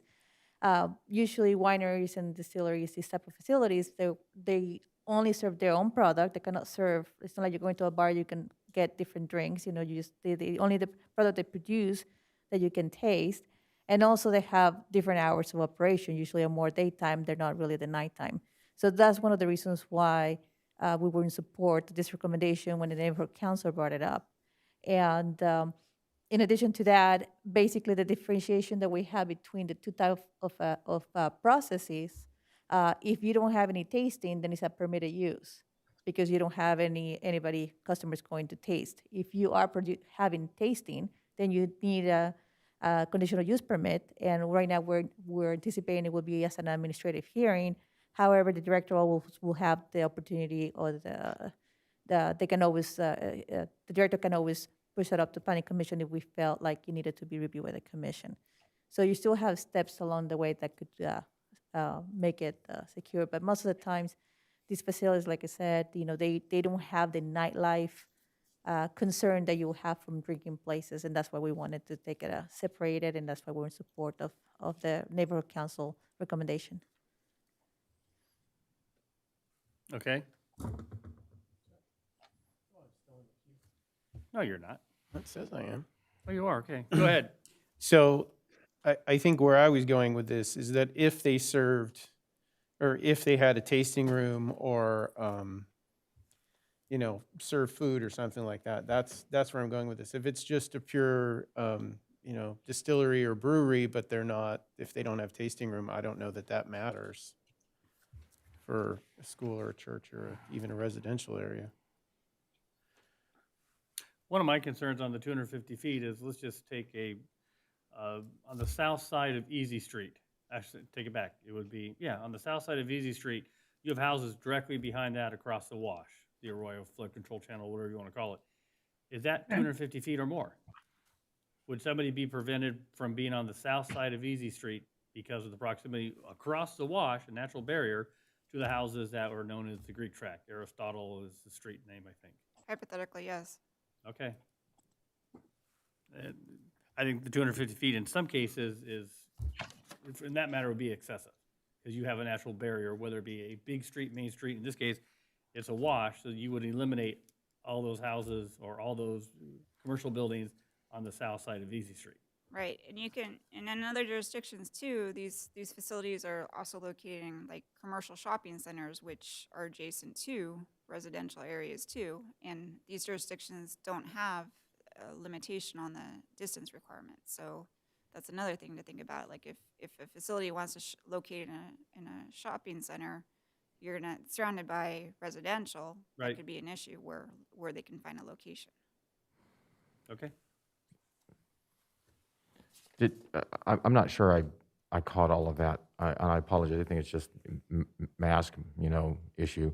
But for example, suppose one of these businesses wanted to go into the mall, and I assume that there's portions of the mall that are within 250 feet of the apartments that are found on the north side of that development. Since it's retail, would that be permitted, or would that not be permitted, or would it be subject to a CUP? It would be subject to a CUP. Okay. If alcohol is served on site. Okay.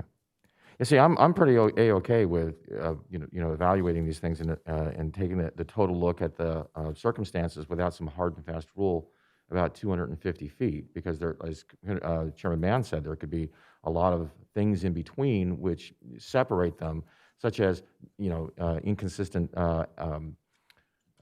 access, different roads, entirely different roads. There could be a great deal of space. There could be other kinds of development. It could be all sorts of different things, industrial space that would make them not subject to the kinds of concerns that people have with respect to the proximity between, for example, churches and other kinds of developments. So I'm not real concerned about the 250 feet issue, especially if they have to come with a conditional use, seek a conditional use permit, so we can take a look at that.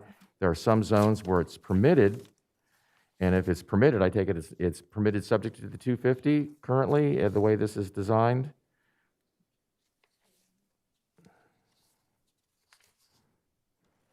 For example, under food and, well, that's for food and kindred products. That has nothing to do with this. Are you referring to the specific plan? Page 14, where it identifies the stuff including auto industrial. One's branded. So the ones without any type of tasting would be permitted, Right. and the ones with tasting would be a CUP. Yeah, I'm okay with that. I don't have any problem with with eliminating the 250. It could be a consideration, whatever that distance is, and a distance of 250 feet in one format, in one sort of layout, may be entirely insignificant, and yet in another one, if it could be 300 feet and be terribly significant. I can't imagine us, drawing this bright line of distance of 70 yards or whatever the heck that is, 75 yards, to limit the opportunities and prevent somebody from having a successful business because the yardstick said no. And additionally, just to clarify too, a CUP is required regardless of the size of the facility too, whether if it's done on administrative level, if it's under 10,000 square feet, or if it does go to planning commission if it's over. Okay. Do other cities have the 250 feet restriction for the ones that you looked at? Because I didn't see that in any of my little charts here.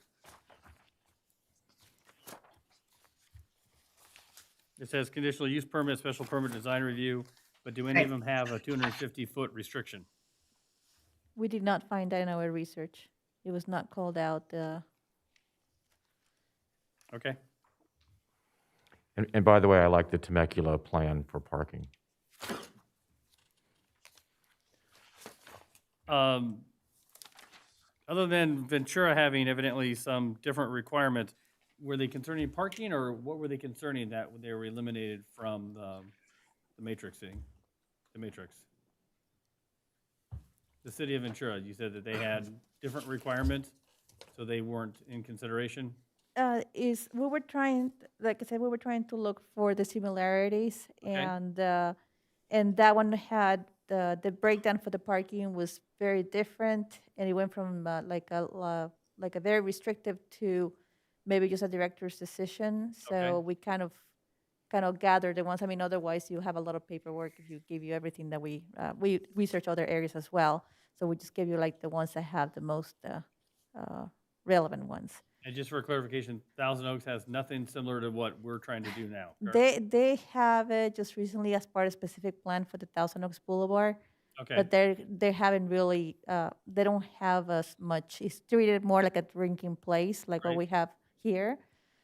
So they haven't gone to try to allow it and have it more like Oxnard has right now, and Ventura has right now, and other cities. So Camarillo has right now. So they're not quite there yet. Okay, thank you. So actually, when Tarantula, I'm sorry. I'm sorry. I was just gonna say that I do remember there were a couple cities, but I can't recall which ones exactly did have a distance requirement, but it had to do from sensitive uses, but it had more to do with more regarding the drinking place versus the actual microbrewery and winery situation. Okay. Sorry about that. Commissioner Gray, by all means, please. Well, I would I'm very interested in Tarantula Hill is a very large facility that used to be a furniture store, and they certainly have nowhere near the parking in comparison to the square footage, but like half of that location is also part of either their restaurant or their brewery. And I know that's there's only I think that and Peddler's Pint, but then Westlake has quite a few places in their tasting rooms in their industrial area as well. Do they have any distance requirements in Westlake or Thousand Oaks? In regards to the Tarantula brewery in Thousand Oaks, that one actually had like a special allowances that was given to that facility, being the first one of its kind. So the parking does not meet the Thousand Oaks Boulevard specific plan parking requirements, but they did allow on-street parking to be counted towards it, and also there's some shared parking. I don't know all the details on that one specifically. And as far as Westlake, that's one city that we didn't really look into. We were trying to be more. Westlake is actually a small city compared to Simi Valley, so we were trying to be more comparative to size, population, and type of settings. Yeah, and I apologize. I don't know when things actually merged from Westlake to Agora, because they kind of merged together in that specific area that I'm talking about that's off of Lendero Canyon going towards Agora. Again, I don't know if that's Agora at that point or if it's Westlake Boulevard or Potentially Westlake be Village. Agora, but then again, Agora is also a smaller city as well. But yeah, definitely is something that we can, look more into some of those other cities as well.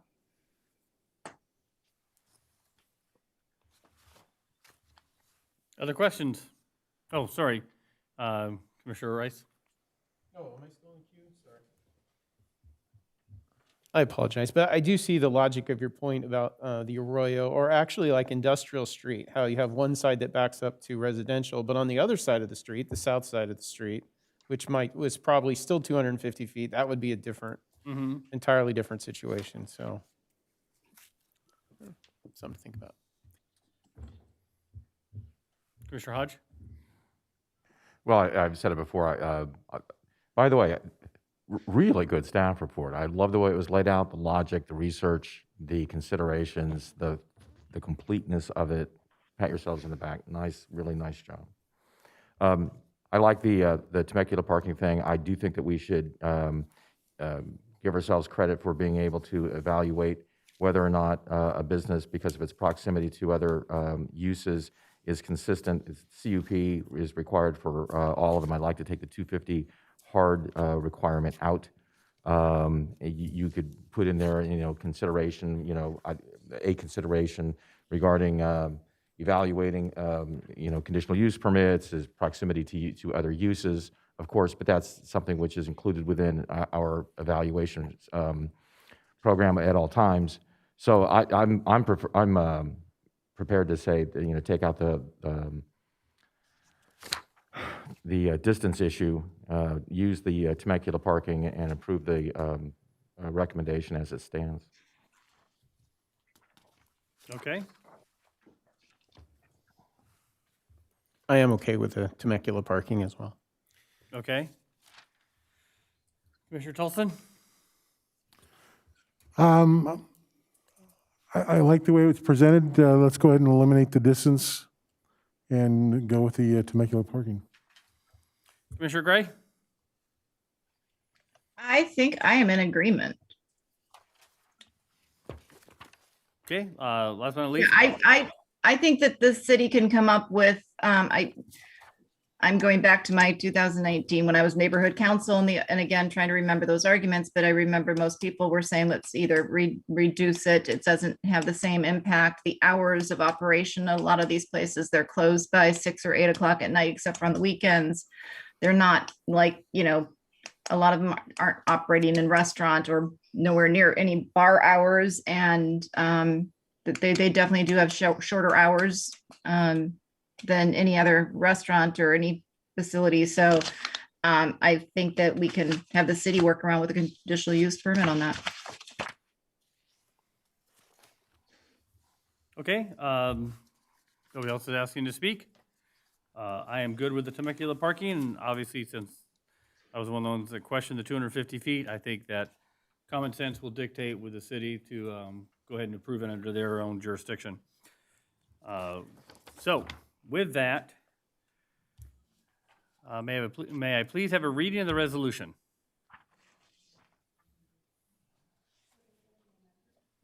Yes. Well, actually, before we do that, so I've read through the resolution. I don't know where the 250 feet is actually spelled out in the resolution. So it's actually what happens is with taking it out of the definition of drinking places and creating its own category, Right. the 250 feet just doesn't apply for these types of facilities. Okay, so. Yeah, so we stand corrected that there is no 250 in the current proposed ordinance. Okay, so we don't need to take it out because it's not in there. Right. Is that Okay, right? just wanted to Boy. clarify that. That was easy. Okay, now, may I please have a reading of the resolution? Resolution number SVPC 092021, a resolution of the Planning Commission of the City of Simi Valley recommending to the City Council approval of city-initiated municipal code text amendments ZS 745 to revise portions of Title IX and amendments to the West End Specific Plan SPS 7 Amendment Number 29 SPS 2021-001. 0001, and Brandeis Bardeen Institute Specific Plan SPS 9, Amendment Number 7, SPS 2021-0002, to modify regulations for operating alcoholic beverage manufacturing facilities, breweries, microbreweries, wineries, and distilleries, and to provide options for on-site tasting and retail sales, and a determination that the amendments are exempt from the California Environmental Quality Act. See, that was a tough one, wasn't it? Oof. The chair will now entertain a motion. I move to adopt a resolution recommending approval of ZS 745, SPS 7, Amendment Number 29, SPS 2021-0001, and Did you get all the How'd you zeros? do it? And SP S9, Amendment Number 7, SPS 2021-0002, and the determination that the amendments are exempt from the California Environmental Quality Act. Motion was made by Commissioner Hodge. May I have a second? Second. I second. We'll give it to Vice Chair Tolson. Second was made by Vice Chair Tolson. Call for the vote. Commissioner Gray, you'll go ahead and do a oral vote. Commissioner Gray? Oh, you're asking me now. Yes. I'm used to staff asking me, sorry.